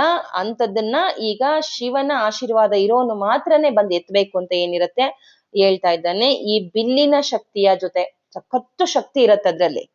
ಆ ಬಿಲ್ಲಿನ ಶಕ್ತಿಯ ಜೊತೆಗೆ ಅವನಿಗೆ ಏನ್ ಬೇಕೋ ಆ ರಕ್ಷಣೆನೂ ಕೂಡ ಇದ್ರಲ್ಲಿ ಪಡ್ಕೋತಾನೆ. ಮತ್ತೆ ನನ್ನ ಅನರ್ಘ್ಯ ರತ್ನವಾದ ನನ್ನ ಮಗಳನ್ನು ಕೂಡ ಕೊಡ್ತೀನಿ ಅಂತ ಹೇಳ್ಕೊತಾ ಇದ್ದಾನೆ ಮನಸ್ಸಲ್ಲೇ ಜನಕ ಬಾಬಾ ಹೇಳ್ಕೊತಾ ಇದ್ದಾರೆ. ಜೊತೆಗೆ ಇನ್ನು ಮುಖ್ಯವಾಗಿ ಇನ್ನು ಧ್ಯಾನದಲ್ಲಿ ಕಂಡುಕೊತಾ ಇದ್ದಾರೆ, ವಿದೇಹದ ಅವನತಿ ಪ್ರಾರಂಭವಾಗಬಹುದು ಅನ್ನೋದು ಕೂಡ ಬರ್ತಾ ಇದೆ. ನೋಡಿ, ಇವನ ರಾಜ್ಯ ಅವನತಿಯನ್ನ ಹಿಡಿತಾ ಇದೆ. ಈ ಶಿವಧನಸ್ಸು ಇರೋವರೆಗೂ ಪ್ರೀತಿಯಿಂದ ಜನರನ್ನ ಸಂತೋಷ, ಯಾವುದೇ ಜಗಳವಿಲ್ಲದೆ ಸಂತೋಷವಾಗಿ ಇಷ್ಟು ವಂಶಗಳಲ್ಲಿ ನಡೆದು ಬಂದಿರುವಂತದ್ದು ಈಗ ಅವನತಿ ಹೊಂದುತ್ತೆ ಅನ್ನೋದನ್ನು ಕೂಡ ಧ್ಯಾನದಲ್ಲಿ ಕಂಡುಕೊಂಡಿದ್ದಾರೆ. ಆದ್ರೆ ಬಾಬಾ ಶೋಕಿಸಲಿಲ್ಲ. ಸಮಯ ಗತಿಸಿದಂತೆ ರಾಜ್ಯಗಳು ಬರುತ್ತವೆ ಹೋಗುತ್ತವೆ. ವಿದೇಹ ರಾಜ್ಯ ಸಾಕಷ್ಟು ಜನರಿಗೆ ಮತ್ತೆ ಭೂಮಾತೆಗೆ ಕೊಡುಗೆಗಳನ್ನ ನೀಡಿದೆ. ಇದನ್ನು ಮುಂದುವರಿಸುತ್ತದೆ. ಆದರೆ ಭವಿಷ್ಯದ ನಾಗರಿಕತೆಗಳಿಗೆ ಬುನಾದಿ ಹಾಕುವುದು ಅದರ ಹಣೆ ಬರಹದಲ್ಲಿಲ್ಲ ಅಂತ ಅನ್ಕೋತೀನಿ ಅನ್ನೋದನ್ನ ಅರ್ಥ ಮಾಡ್ಕೋತಾ ಇದ್ದಾರೆ. ಅವರು ಎಳ್ಳು ಕಾಳಷ್ಟು ಚಿಂತೆ ಮಾಡ್ಲಿಲ್ಲ, ಮತ್ತೆ ಕಾಳಜಿನೇ ಯಾವುದೇ ರೀತಿ ಕಾಳಜಿ ಇಲ್ಲದೆ ಇರೋ ರೀತಿ ಅದನ್ನ ಸ್ವೀಕಾರ ಮಾಡಿದ್ರು. ಅವನತಿ ಆಗೋದನ್ನು ಕೂಡ ನಾನು ಸ್ವೀಕಾರ ಮಾಡ್ತೀನಿ ಅಂತ ದೇವತೆಗಳಿಗೆ ಧ್ಯಾನದಲ್ಲಿ ಬಂದಂತಹ ಸಂದೇಶವನ್ನ ಪಡ್ಕೊಂಡು ಸ್ವೀಕಾರ ಮಾಡ್ತಾ ಇದ್ದಾರೆ. ಅದನ್ನ ಆಯ್ತು ಅನ್ನೋ ರೀತಿಯಾಗಿ ಸ್ವಯಂವರದ ಸಮಯ ತಲೆಯ ಮೇಲೆ ಬಂದಿದೆ. ಆರ್ಯವರ್ತದ ಸಮಸ್ತ ರಾಜ ಮಹಾರಾಜರುಗಳು ಭಾಗವಹಿಸಿದ್ದಾರೆ. ಸಿದ್ಧತೆಯಲ್ಲಿ ನಾವು ತುಂಬಾ ಅಂದ್ರೆ ಈಗ ಆಕೆಯ ಸ್ವಯಂವರ ಆಗಿರೋದ್ರಿಂದ ಅಲ್ಲಿ ತುಂಬಾ ಸಿದ್ಧತೆಗಳನ್ನ ಮಾಡ್ಕೋಬೇಕಾಗಿರತ್ತೆ. ಯಾವ ಸೇವಕಿಯರಿಗೂ ಅಲ್ಲಿ ನಿಲ್ಲೋಕೆ ಜಾಗ ಇಲ್ಲ. ಅಂದ್ರೆ ಓಡಾಡ್ಕೊಂಡು ಕೆಲಸ ಮಾಡ್ಕೋತಾ ಇದ್ದಾರೆ. ಅಲ್ಲಿ ನಿಲ್ಲೋದಕ್ಕೂ ನಾವು ಪೂರಾ ಕಾರ್ಯನಿರತರಾಗಿ ಇದ್ವಿ. ಮಾತೆಯ ಅತ್ಯಂತ ವೈಯಕ್ತಿಕ ಅಗತ್ಯಗಳಿಗೆ ಮಾತ್ರ ನಾವು ಹತ್ರ ಬಂದು ಏನ್ ಬೇಕು ಅಂತ ಕೊಟ್ಬಿಟ್ಟು ಹೋಗ್ತಾ ಇದ್ವಿ. ಅವಳೊಂದಿಗೆ ಕಳೆಯೋದಕ್ಕೆ ನಮ್ಗೆ ಸಮಯ ಇರ್ಲಿಲ್ಲ. ಸ್ವಯಂವರದ ಫಲಿತಾಂಶದಿಂದ ನಮ್ಗೆ ಯಾರಿಗೂ ಆಶ್ಚರ್ಯ ಆಗ್ಲಿಲ್ಲ. ಯಾಕಂದ್ರೆ ಸ್ವಯಂವರದಲ್ಲಿ ದೇವಾಲಯದಲ್ಲಿ ಈಗಾಗ್ಲೇ ಶ್ರೀರಾಮ ಮಾತೆಯರ ಭೇಟಿ ಆಗಿದೆ. ನಾವು ಕೇಳ್ಕೊಂಡಿದೀವಿ, ಇವರೇ ಆಕೆಯ ಗಂಡ, ಇದು ದೈವ ನಿಯಮ ಆಗಿದೆ ಅಂತ ನಾವೆಲ್ಲರೂ ಅಂದ್ಕೊಂಡಿದೀವಿ. ಆದರೆ ಈ ಸ್ಪರ್ಧೆ ಕುತೂಹಲವನ್ನ ಮೂಲಕನೇ ನಾವು ಹಾದು ಬರ್ಬೇಕಾಗಿತ್ತು ಅಲ್ಲಿಗೆ. ಯಾಕಂದ್ರೆ ಈ ಸ್ಪರ್ಧೆನೂ ಕೂಡ ಸೀತಾಮಾತೆಯ ಒಂದು ಯಾರ ಇದಕ್ಕೆ ಸ್ವಯಂವರದಲ್ಲಿ ಮದುವೆ ಆಗ್ತಾಳೆ ಅನ್ನೋದು ಕೂಡ ಇದೊಂದು ಸ್ಪರ್ಧೆ ಆಗಿರೋದ್ರಿಂದ ಅದ್ರ ಮೂಲಕನೇ ನಾವು ಬರ್ಬೇಕಾಗಿತ್ತು ಅಂತ ಮೀನಾಕ್ಷಿ ಹೇಳ್ತಾ ಇದ್ದಾಳೆ. ಮಾತೆ ಘಟನೆ ಪ್ರತಿಕ್ರಿಯೆ ಉದ್ದಕ್ಕೂ ಪ್ರಶಾಂತತೆಯಿಂದಲೇ ಇದ್ಲು. ಇತರ ರಾಜರುಗಳು ಬಿಲ್ಲನ್ನ ಎತ್ತಲು ಬಂದಾಗ್ಲೂ ಕೂಡ ಅವಳು ಯಾವುದೇ ಚಿಂತೆಯನ್ನ ಪ್ರಕಟಿಸ್ಲಿಲ್ಲ. ನೋಡಿ, ನಾವು ಬೇರೆ ರಾಮಾಯಣ ಅದ್ರಲ್ಲೆಲ್ಲಾ ನೋಡ್ತಾ ಇರ್ಬೇಕಾದ್ರೆ ಇನ್ನೊಂದು ಮೊಗದೊಂದು ಸೇರಿಸ್ಕೊಂಡಿರ್ತಾರೆ. ಸೀತೆ ಬಂದ ತಕ್ಷಣ ರಾಮ ಬಂದು ಬಿಲ್ಲನ್ನ ಎದೆಗೇರಿಸಿದ ತಕ್ಷಣ ಸೀತೆ ದೇವರಲ್ಲಿ ಪ್ರಾರ್ಥನೆ ಮಾಡ್ಕೊಂಡ್ಲು. ಬಿಲ್ಲು ಹೂವಂತೆ ಹಗುರಾಗು, ಏನೇನೋ ನಾವು ಕೇಳಿದೀವಲ್ವಾ, ಹಗುರಾಗು ಹಾಗೆಲ್ಲ ಕೇಳಿದ್ಲು ಅಂತ. ನೋಡಿ, ಇಲ್ಲಿ ಸ್ವತಃ ಸೇವಕಿನೇ ಹೇಳ್ತಾ ಇದ್ದಾಳೆ, ಎಳ್ಳಷ್ಟು ಅವಳು ಪ್ರತಿಕ್ರಿಯೆ ನೀಡ್ಲಿಲ್ಲ, ಯಾವುದೇ ಚಿಂತೆ ಪ್ರಕಟ ಮಾಡ್ಲಿಲ್ಲ. ಯಾವಾಗ ಶ್ರೀರಾಮ ಬಂದು ಅದನ್ನ ಎತ್ತಿ ಅದನ್ನ ಮುರಿದ್ರೋ ಆಗ ಪರಿವಾರವು ನೆಮ್ಮದಿಯಿಂದ ನಿಟ್ಟುಸಿರು ಬಿಡ್ತು. ಆದರೆ ಶ್ರೀರಾಮ ಒಂದು ಘೋಷಣೆ ಮಾಡಿದ್ರು, ರಾಜಕುಮಾರಿ ಸೀತೆಗೆ ಈ ಪರಿಣಾಮವನ್ನ ಸ್ವೀಕೃತವಾಗಿದೆಯೇ? ಅಂದ್ರೆ ನಾನೇನ್ ಬಿಲ್ಲೇನೋ ಮುರಿದಿದ್ದೀನಿ, ಆದ್ರೆ ನನ್ನನ್ನ ಮದ್ವೆ ಆಗೋದಕ್ಕೆ ಆಕೆಗೆ ಇಷ್ಟ ಇದೆಯೋ ಅದನ್ನ ಖಚಿತ ಮಾಡ್ಕೊಳ್ಳೋದಕ್ಕೆ ನಾನು 1 ದಿನ ಅವಕಾಶ ಕೊಡ್ತೀನಿ. ಅವರು ತಮ್ಮ ಒಪ್ಪಿಗೆಯನ್ನ ಸೂಚಿಸೋದಕ್ಕೆ ನಾನು 1 ದಿನ ಅವಕಾಶ ಕೊಡ್ತೀನಿ ಅಂತ ಹೇಳ್ತಾ ಇದ್ದಾರೆ. ಆಮೇಲೆ ನೀವು ಪ್ರತಿಕ್ರಿಯಿಸಿ ಅಂತ ಹೇಳ್ತಾ ಇದ್ದಾರೆ. ಅವಳಿಗೆ ನಿರ್ಧರಿಸೋದಕ್ಕೆ 1 ದಿನ ಅವಕಾಶ ಇದೆ, ಅವಳ ತನ್ನಿಚ್ಛೆಯನ್ನ ಹೇಳ್ಕೋಬಹುದು ಅನ್ನೋ ತರ ಹೇಳ್ತಾ ಇದ್ದಾರೆ. ಮರುದಿನ ನೋಡಿ, ಇಲ್ಲಿ ಸೀತಾಮಾತೆ ಹುಟ್ಟಿದಾಗಿನಿಂದಲೂ ನೋಡ್ಬೋದು ಫ್ರೆಂಡ್ಸ್, ಅವಳು ಆಯ್ಕೆ ಹೇಗಿತ್ತು, ಎಂತ ದೈವಿಕ ಶಕ್ತಿ ಇರುವಂತ ಜನಕ ಬಾಬಾನ ಮಗಳಾಗಿ ಹುಟ್ಟಿದಾಗಲಿಂದಲೂ ಸ್ವಾತಂತ್ರ್ಯ. ಅರಣ್ಯಕ್ಕೆ ಹೋಗ್ತೀರಾ, ರಾಜಮಾತೆಯನ್ನ ಯಾರು ಕಳಿಸ್ತಾರೆ ಅರಣ್ಯಕ್ಕೆ? ಒಬ್ಬೊಬ್ಬಳನ್ನೇ ಹೋಗ್ಬಿಡೋ ಅಂತದ್ದು. ಅಲ್ಲಿ ಏನೇನು ಕಲಿಬೇಕು, ಜ್ಞಾನವನ್ನ ಏನೇನು ಪಡ್ಕೋಬೇಕು, ಎಂತ ವಂಶವನ್ನ ಆರಿಸ್ಕೊಂಡಿದ್ದಾಳೆ, ಎಂತಹ ಅಪ್ಪ ಅಮ್ಮನನ್ನ ಆರಿಸ್ಕೊಂಡಿದ್ದಾಳೆ, ಸರ್ವ ಸ್ವಾತಂತ್ರ್ಯ.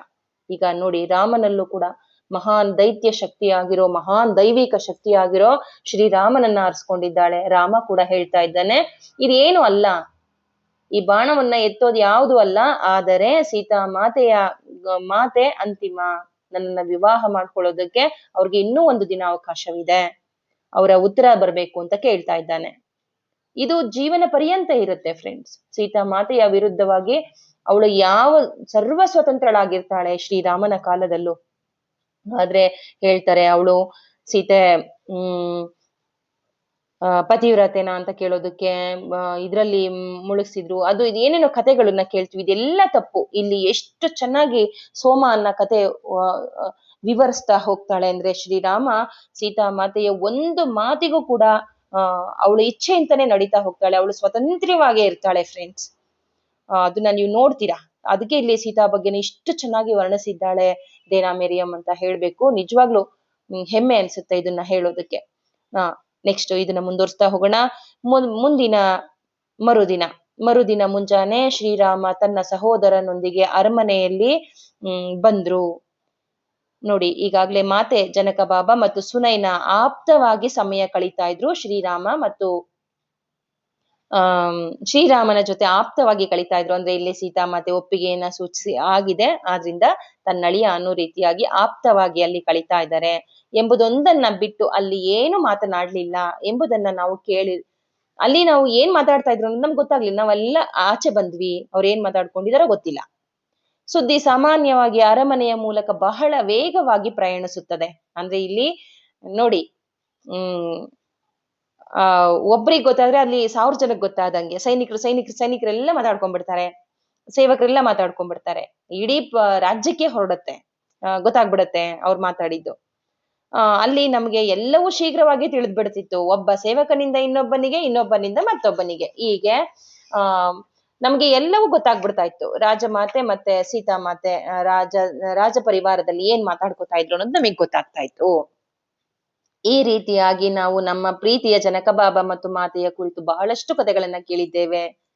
ಒಬ್ರಿಂದ ಒಬ್ರಿಗೆ ಗೊತ್ತಾಗ್ತಿದ್ದಕ್ಕೆ ನಮ್ಗೆ ಎಲ್ಲ ಗೊತ್ತಾಗ್ಬಿಡ್ತಿತ್ತು. ಈ ಸಂದರ್ಭದಲ್ಲಿ ಮಾತ್ರ ನಾವು ಒಂದು ಶಬ್ದ ಕೂಡ ನಾವು ಬೇರೆಯವ್ರಿಗೆ ಬಿಟ್ಕೊಡ್ತಾ ಇರ್ಲಿಲ್ಲ. ರಾಜಭವನದಿಂದ ಆಚೆ ಹೋಗ್ತಾ ಇಲ್ಲ ಅಂತ ಹೇಳ್ತಾ ಇದ್ದಾಳೆ. ಹಲವು ದಿನಗಳಾದ ಮೇಲೆ ಸಂಜೆ ಊಟದ ನಂತರ ಊಟಕ್ಕೆ ಬಡಿಸ್ತಾ ಇರುವಾಗ ಸೇವಕನು ಅಡುಗೆ ಮನೆಯಿಂದ ಒಬ್ಬ ಬಂದು ಹೇಳ್ದ, ಊಟದ ಸಮಯದಲ್ಲಿ ನಾನು ಕೇಳಿರೋದನ್ನ ನಾನು ಇಲ್ಲಿ ವಿವರಿಸ್ತಾ ಇದ್ದೇನೆ ಅಂತ ಹೇಳ್ತಾ ಇದ್ದೇನೆ. ಸ್ವಯಂವರದ ಸಮಯದಲ್ಲಿ ಶ್ರೀರಾಮ ಮತ್ತು ಲಕ್ಷ್ಮಣರು ಮಿಥಿಲೆಯಿಂದ ಆಗಮಿಸ್ತಾ ಇರೋದನ್ನ ಎಷ್ಟು ಅದೃಷ್ಟ ಅಂತ ಜನಕ ಬಾಬಾ ಹೇಳ್ತಾ ಇದ್ರು. ಅಂದ್ರೆ ಸ್ವಯಂವರಕ್ಕೆ ನೀವು ಬಂದಿದ್ದು ಎಷ್ಟು ಅದೃಷ್ಟ ಅಂತ ನಾವ್ ಅನ್ಕೊಂಡ್ವಿ ಅಂತ ಜನಕ ಬಾಬಾ ಅಲ್ಲಿ ಹೇಳ್ತಾ ಇದ್ರು ಶ್ರೀರಾಮನಿಗೆ ಅಂತ. ಶ್ರೀರಾಮ ಮುಗುಳ್ನಕ್ಕೂ ಅದನ್ನ ಆಕಸ್ಮಿಕ ಅಲ್ಲ ಅಂತ ಹೇಳ್ತಾ ಇದ್ದಾರೆ. ಜನಕ ಬಾಬಾ ಅವರು ಏನಕ್ಕೆ ಆಕಸ್ಮಿಕ ಅಲ್ಲ ಹೇಳಿ ಅಂತ ಹೇಳ್ತಾ ಇದ್ದಾರೆ. ಅದಕ್ಕೆ ರಾಮ ಹೇಳ್ತಾ ಇದ್ದಾರೆ, ಕೆಲವು ನಿಮಿಷಗಳವರೆಗೆ ಶಾಂತವಾಗಿದ್ದು ತಾಟಕೆಯೊಂದಿಗೆ ನಾನು ಕಾಳಗ ಮಾಡ್ತಾ ಇದ್ದಾಗ ಬಹಳ ಕಠಿಣ ಆಗಿತ್ತು, ತುಂಬಾ ಕಠಿಣ ಆಗ್ತಾ ಇದ್ರು. ಯಾಕಂದ್ರೆ ಅವಳೊಬ್ಳು ಹೆಣ್ಣು, ಅವಳನ್ನ ಹೇಗೆ ಜೊತೆಗೆ ಅಲ್ಲಿರುವಂತ ಆಶ್ರಮದ ಪ್ರತಿಯೊಂದು ವಿದ್ಯಾರ್ಥಿಗಳನ್ನ ಕೊಂದ್ಬಿಟ್ಟಿದ್ಲು ಅವಳು. ಅವಳ ಜೊತೆ ಅವ್ಳ ಜೀವ ತೆಗಿಯೋದಕ್ಕೆ ನನಗೆ ಬಹಳ ನೋವಾಯ್ತು, ಯಾಕಂದ್ರೆ ಅವಳೊಬ್ಳು ಹೆಣ್ಣು. ಆದ್ರೆ ಈ ಕಾಳಗದ ನಂತರ ರಾತ್ರಿ ಈ ಕಾಳಗ ಮುಗಿದಿದೆ, ಗೆದ್ದಿದ್ದಾನೆ, ಆದ್ರೆ ರಾತ್ರಿ ವಿಶ್ರಾಂತಿ ಪಡಿತಾ ಇದ್ದಾಗ ಅವ್ರಿಗೆ ಏನೋ ಒಂಥರ ಸಂಕಟ, ರಾಮನಿಗೆ ಸಂಕಟ, ನಾನೊಂದು ಹೆಣ್ಣನ್ನ ಸಂಹಾರ ಮಾಡಿದ್ದೀನಿ ಅಂತ. ಒಂದು ಮಹಾನ್ ಶಕ್ತಿ ನನ್ನ ಮೇಲೆ ಬಂದಿರೋದನ್ನ ನಾನು ಕಂಡೆ. ಅದು ಒಂದು ಶಾಂತಿ ಮತ್ತು ಪ್ರೀತಿಯ ಭಾವನೆಯನ್ನ ತಂದಿತು. ಕಾಳಗದಿಂದ ಅನುಭವಿಸಿದ ಅವರ ನೋವನ್ನ ಶಮನಗೊಳಿಸ್ತು. ಅದು ತನ್ನ ಮೇಲೆ ಬಾಗಿದ ಉಪಸ್ಥಿತಿಯಾಗಿತ್ತು, ನನ್ನ ಮೇಲೇನೆ ಬಾಗಿ ನಿಂತಿತ್ತು ಅಂತ. ಅದರ ಆರಾಮದಾಯಕ ತೋಳುಗಳಲ್ಲಿ ನಾನು ರಾತ್ರಿಡೇ ನಿದ್ರೆ ಮಾಡಿದೆ. ಅಂದ್ರೆ ಅವಳು ಭೂತಾಯಿ, ನಾನು ಕ್ಷಮಿಸಿದ್ದೀನಿ ಅನ್ನೋದನ್ನ ಹೇಳ್ತಾ ಇದ್ದಾಳೆ. ಆದರೆ ಮುಂಜಾನೆ ಅದು ಹೊರಟು ಹೋಯ್ತು. ಒಂದು ವೇಳೆ ಇದು ಕಲ್ಪನೆ ಆಗಿತ್ತಾ ಅಂತ ನಾನು ಆಶ್ಚರ್ಯಪಟ್ಟೆ. ಮಿಥಿಲೆಗೆ ಬಂದೆ. ಅಲ್ಲಿ ರಾಜಕುಮಾರಿಯ ಉಪಸ್ಥಿತಿಯನ್ನ, ಅಂದ್ರೆ ನಾನು ಕುದುರೆ ನೀರ್ ಕುಡ್ಸೋದಕ್ಕೆ ಹೋಗ್ತಾ ಇರ್ಬೇಕಾದ್ರೆ ರಾಜಕುಮಾರಿ ಹೊಲವನ್ನ ಉಳ್ತಾ ಇದ್ರು. ಆ ಸಂಕಟದಲ್ಲಿ ಪಾರ್ ಮಾಡೋದಕ್ಕೆ ಬಂದಿರೋದು ಯಾರು ಎಂಬುದನ್ನ ನಾನು ಆಗ ಗೊತ್ತು ಮಾಡ್ಕೊಂಡೆ. ನೋಡಿ, ಸೀತಾಮಾತೆ ಅಲ್ಲಿ ಹೊಲವನ್ನ ಬಗದು ಅಲ್ಲಿ ಮಣ್ಣನ್ನ ತಗೊಂಡು ಚುಂಬಿಸ್ತಾ ಇದ್ಲು. ಅದನ್ನ ನೋಡಿ ಹೇಳ್ತಾ ಇದ್ದಾರೆ, ಸಂಕಟದಿಂದ ಪಾರ್ ಮಾಡಿದ್ದು ನೋಡಿ. ಆ ಎನರ್ಜಿ ಗೋಲ್ಡನ್ ಕಲರ್ ಅಲ್ಲಿ ಸೀತಾಮಾತೆ ಸ್ಪರ್ಶಿಸಿದ್ದಾಳೆ. ಅದನ್ನ ಈಗ ಹೇಳ್ತಾ ಇದ್ದಾರೆ, ಮುಂದೆ ಹೇಳ್ತಾ ಇದ್ದಾರೆ. ಆಮೇಲೆ ಶ್ರೀರಾಮ ಸೀತೆಯ ಕಡೆ ತಿರುಗಿ ಅವಳು ಮಣ್ಣನ್ನ ಚುಂಬಿಸ್ತಾ ಇದ್ಲು. ಅದನ್ನ ನಾನು ನೋಡ್ದೆ. ತನ್ನಿಂದ ಆಗಿರುವ ರಾಕ್ಷಸಿಯ ಹತ್ಯವನ್ನು ನಾನು ಕ್ಷಮಿಸಿದ್ದೇನೆ ಅನ್ನೋ ಮೆಸೇಜ್ ಅನ್ನ ನನಗೆ ಆಗ ಕೊಟ್ಲು ಭೂಮಾತೆ ಅಂತ ಹೇಳ್ತಾ ಇದ್ದಾರೆ. ಸೇವಕನು ತನ್ನಿಂದ ನಿರೂಪಣೆಯನ್ನ ಮುಂದುವರಿಸ್ದ. ಅದಕ್ಕೆ ಇಲ್ಲಿ ಹೇಳ್ತಾ ಇದ್ದಾನೆ. ಅದಕ್ಕೆ ಸೋಮಂಗೆ ಆಶ್ಚರ್ಯ, ಮಾತೆ ಏನ್ ಹೇಳಿದ್ಲು, ಅದಕ್ಕೇನ್ ಹೇಳಿದ್ಲು ಹೇಳು ಅಂತ ಹೇಳ್ತಾ ಇದ್ದಾಳೆ. ಅವರು ಮುಗಿಸಿದ ಮೇಲೆ ಅವಳು ಉತ್ತರ ಮಾಡಿದ್ಲು, ಇದುವರೆಗೂ ಹೇಳಿದ್ದಕ್ಕೆ. ನೋಡಿ, ನೀನು ಚುಂಬಿಸ್ತಾ ಇದ್ದೆ, ಆಗ ನನಗೆ ಭೂಮಾತೆಯಿಂದ ಮೆಸೇಜ್ ಬಂತು, ಏನಂದ್ರೆ ನಾನು ನಿನ್ನನ್ನ ಕ್ಷಮಿಸಿದ್ದೇನೆ, ತಾಟಕಿಯ ಸಂಹಾರ ಕರೆಕ್ಟ್ ಆಗಿದೆ ಅಂತ ಹೇಳ್ತಾ ಇದ್ದಾಳೆ. ಮಾತೆ ಯೋಧನ ತನ್ನ ಹೋರಾಟದಿಂದ ತನ್ನ ದೂರ ಉಳಿಯುವಂತೆ ಮಾಡಲು, ಅಂದ್ರೆ ಇಲ್ಲಿ ಮಾತೆ ಹೇಳ್ತಾ ಇದ್ದಾಳೆ ಯೋಧರನ್ನ, ಅಂದ್ರೆ ಯಾರು ನನ್ನನ್ನ ಮುಟ್ಟಬಾರ್ದು ಅನ್ನೋದಕ್ಕೋಸ್ಕರ ಕೆಲವೊಮ್ಮೆ ರಾಕ್ಷಸರು ಮಹಿಳೆಯ ರೂಪವನ್ನ ಪಡಿತಾರೆ ಅಂತ ಅನ್ನೋದನ್ನ ನನಗೆ ಇಲ್ಲಿ ಭೂಮಾತೆ ಹೇಳಿದ್ಲು ಅಂತ ಹೇಳ್ತಾ ಇದ್ದಾಳೆ. ಮಣ್ಣನ್ನ ಚುಂಬಿಸ್ಬೇಕಾದ್ರೆ ಅವಳನ್ನ ನೋಡ್ತಾ ಇರ್ಬೇಕಾದ್ರೆ ಹೇಳಿದ್ಲು ಅಂತ. ಆದ್ರೆ ನೀವು ಮೋಸ ಹೋಗ್ಲಿಲ್ಲ. ಮೊದಲು ನಾನು ಅವಳ ಸಾವಿನ ಕುರಿತು ಹೇಳಿದಾಗ ಈ ದುಷ್ಕೃತ್ಯಕ್ಕೆ ಏನ್ ಕಾರಣ ಅಂತ ದುಃಖಿಸ್ತಾ ಇದ್ದೆ. ಆದ್ರೆ ಆಮೇಲೆ ಇವಳು ಬಾಹ್ಯ ತೋರಿಕೆಯ ಸ್ತ್ರೀ ಆಗಿದ್ದಾಳೆ ಅನ್ನೋದನ್ನ ನಾನು ಅರ್ಥಕೊಂಡೆ. ಅವಳ ಬಾಹ್ಯ ರೂಪದ ಅತೀತವಾಗಿ ದೇಹ ಉಪಸ್ಥಿತವಾಗಿರುವಂತಹ ಗಂಡು ಅಲ್ಲದ ಹೆಣ್ಣು ಅಲ್ಲದ ರಾಕ್ಷಸಿಯ ಸ್ವಭಾವ, ಇದು ನಿಮಗೆ ಒಂದು ಪರೀಕ್ಷೆ ಆಗಿತ್ತು ಆ ಕಾಳಗದಲ್ಲಿ ಅನ್ನೋದನ್ನ ಸೀತಾಮಾತೆ ಹೇಳ್ತಾ ಇದ್ದಾಳೆ. ಅದು ನನಗೆ ವಸುಂಧರ ಮಾತೆ ಹೇಳಿದ್ಲು, ನಾನು ಮಣ್ಣು ಇಡ್ಕೊಂಡಾಗ ನನಗೆ ವಸುಂಧರ ಮಾತೆ ಹೇಳಿದ್ಲು ಅಂತ. ನನಗೆ ಇದನ್ನ ಅರ್ಥ ಮಾಡಿಕೊಳ್ಳಲು ಸಹಾಯ ಮಾಡಿದ, ಮತ್ತೆ ಆ ಕಾರಣಕ್ಕಾಗಿ ನಾನು ಆ ಮಣ್ಣನ್ನ ಚುಂಬಿಸ್ದೆ, ಮುತ್ತು ಕೊಟ್ಟೆ. ಅವಳ ಆಳವಾದ ಸತ್ಯದ ಬಗ್ಗೆ ಅವಳು ನನಗೆ ಅರಿವು ಮೂಡಿಸಿದ್ಲು ಅಂತ ಹೇಳ್ತಾ ಇದ್ದಾಳೆ. ಅವಳ ಮಾತುಗಳಿಂದ ಶ್ರೀರಾಮ ಅಂತಃಕರಣ ಸ್ಪರ್ಶಿಸಿತು. ಆದರೆ ನಂತರ ಅವಳು ಗಂಭೀರ ಸ್ವರದಲ್ಲಿ ಹೇಳಿದ್ಲು, ಶ್ರೀರಾಮ ಹೇಳ್ತಾ ಇದ್ದಾರೆ, ತಾಟಕಿಯೇ, ಇದೊಂದೇ ಕೊನೆಯಲ್ಲ, ಇಂತಹ ಬಹಳಷ್ಟು ಯುದ್ಧಗಳಿವೆ, ಅವು ಇನ್ನೂ ಕಠಿಣವಾಗಿವೆ ಅಂತ ನಾನು ಹೆದರುತ್ತಾ ಇದ್ದೇನೆ ಅಂತ ರಾಮ ಹೇಳ್ತಾ ಇದ್ದಾರೆ. ಸೇವಕ ತನ್ನ ನಿರೂಪಣೆಯನ್ನ ನಿಲ್ಲಿಸ್ದ. ಮುಂದೆ ಹೇಳು ಅಂತ ಉಷಾ ಹೇಳ್ತಾ ಇದ್ದಾಳೆ. ಅವ್ರು ಮತ್ತೇನ್ ಹೇಳಿದ್ರು, ಹೇಳು ಮಾತೆ ಏನ್ ಪ್ರತಿಕ್ರಿಯೆ ನಿಲ್ಲಿಸಿದ್ಲು, ಹೇಳು ಅಂತ ಸೇವಕನಿಗೆ ಹೇಳ್ತಾ ಇದ್ರೆ, ಇದ್ದಕ್ಕಿದ್ದಂತೆ ಹೆಚ್ಚಿಗೆ ನಾನು ಏನು ಕೇಳಲಿಲ್ಲ ಅಂತ ಹೇಳಿ ಅವ್ನ್ ಕೇಳಿರೋದನ್ನಷ್ಟೇ ಹೇಳಿ ಉತ್ತರಿಸ್ದ. ಅದಕ್ಕೆ ಇಲ್ಲಿ ಸೋಮ ಹೇಳ್ತಾ ಇದ್ದಾಳೆ, ಹೋ ಪ್ರಿಯಾ, ಅಂದ್ರೆ ಓ ನನ್ನ ಮುದ್ದು ದೇವರೇ ಅಂತ. ಅವರಿಗೆ ಶಾಂತಿಯ ಭವಿಷ್ಯವನ್ನ, ನೀನು ತುಂಬಾ ಸಂತೋಷವಾಗಿರುವುದನ್ನ ನಾನು ನೋಡೋದಕ್ಕೆ ಬಯಸ್ತೀನಿ. ಈ ರಾಕ್ಷಸರ ವಿರುದ್ಧ ಹೋರಾಟ ಅಲ್ಲ ಅಂತ ಹೇಳ್ತಾ ಇದ್ದಾಳೆ. ಅವಳು ಚಿಂತೆ ಮಾಡ್ತಾ ಇರೋದನ್ನ ನೋಡಿ ಸೋಮ ಬಂದು, ನೀವ್ ಯಾರು ಇದ್ರ ಬಗ್ಗೆ ಚಿಂತೆ ಮಾಡಬಾರ್ದು, ಶ್ರೀರಾಮ ಏನೇ ಮಾಡಿದ್ರು ಅದು ನಮ್ಮೆಲ್ಲರ ರಕ್ಷಣೆ ಹಿತಕ್ಕಾಗಿ ಇರುತ್ತದೆ. ತಮ್ಮ ಎಲ್ಲ ಸಾಹಸಗಳಿಂದ ಅವರು ಯಶಸ್ವಿ ಆಗ್ತಾರೆ ಎಂಬುದರಲ್ಲಿ ನನಗೆ ಯಾವುದೇ ಸಂದೇಹ ಇಲ್ಲ. ಇಷ್ಟಕ್ಕೂ ಅವರು ನಮ್ಮ ಮಾತೆ ಆಯ್ಕೆ ಮಾಡಿರುವಂತ ಒಬ್ಬನೂ ಆಗಿರೋದ್ರಿಂದಾಗಿ ಅಂತ ಹೇಳ್ತಾ ಇದ್ದಾಳೆ. ಈಗ ಮದುವೆಯ ಸಿದ್ಧತೆಗಳು ಆರಂಭವಾದವು. ಅಯೋಧ್ಯೆಯ ಅತಿಥಿಗಳ ಸ್ವಾಗತ ಸಮಾರಂಭ ಜೊತೆಗೂಡಿದವು. ಇದು ಉಲ್ಲಾಸದ ಸಮಯ ಆಗಿತ್ತು. ಆದ್ರೆ ಮಾತೆಗೆ ಬೀಳ್ಕೊಡುವ ಸಮೀಪ ಬರ್ತಾ ಇದ್ದೋಗೆ ನನಗೆ ದುಃಖ ಆಗ್ತಾ ಇತ್ತು. ಮಾತೆ ನನ್ನನ್ನು ಬಿಟ್ಟು ಹೋಗ್ಬಿಡ್ತಾಳೆ ಅಂತ ನನಗೆ ಮನಸ್ಸಿಗೆ ಬೇಜಾರಾಗ್ತಾ ಇತ್ತು. ಅವಳಿಲ್ಲದೆ ನನ್ನ ಜೀವನ ಹೇಗಿರುತ್ತೆ ಎಂಬುದನ್ನ ನನ್ನಿಂದ ಊಹಿಸೋದಕ್ಕೆ ಸಾಧ್ಯ ಇಲ್ಲ. ಜನಕ ಬಾಬಾ ಅವರು ಹೆಚ್ಚು ಏಕಾಂತಕ್ಕೆ ಮರಳಿ ಹೋಗ್ತಾರೆ. ಸುನೈನ ಮಾತಾ ಆಡಳಿತ ಜವಾಬ್ದಾರಿಯನ್ನ ವಹಿಸ್ಕೋತಾರೆ. ಈ ಅರಮನೆ ಬೆಳಗುತ್ತೆ. ಅಂದ್ರೆ ಈ ಅರಮನೆಯಲ್ಲಿ ಆಳ್ವಿಕೆ ಮಾಡಿದಂತ ಎಲ್ಲರ ಕಾಳಜಿಯನ್ನ ನಾವು ಮಾಡ್ಕೊಂಡು ಮುಂದುವರಿತಾ ಹೋಗ್ತೀನಿ.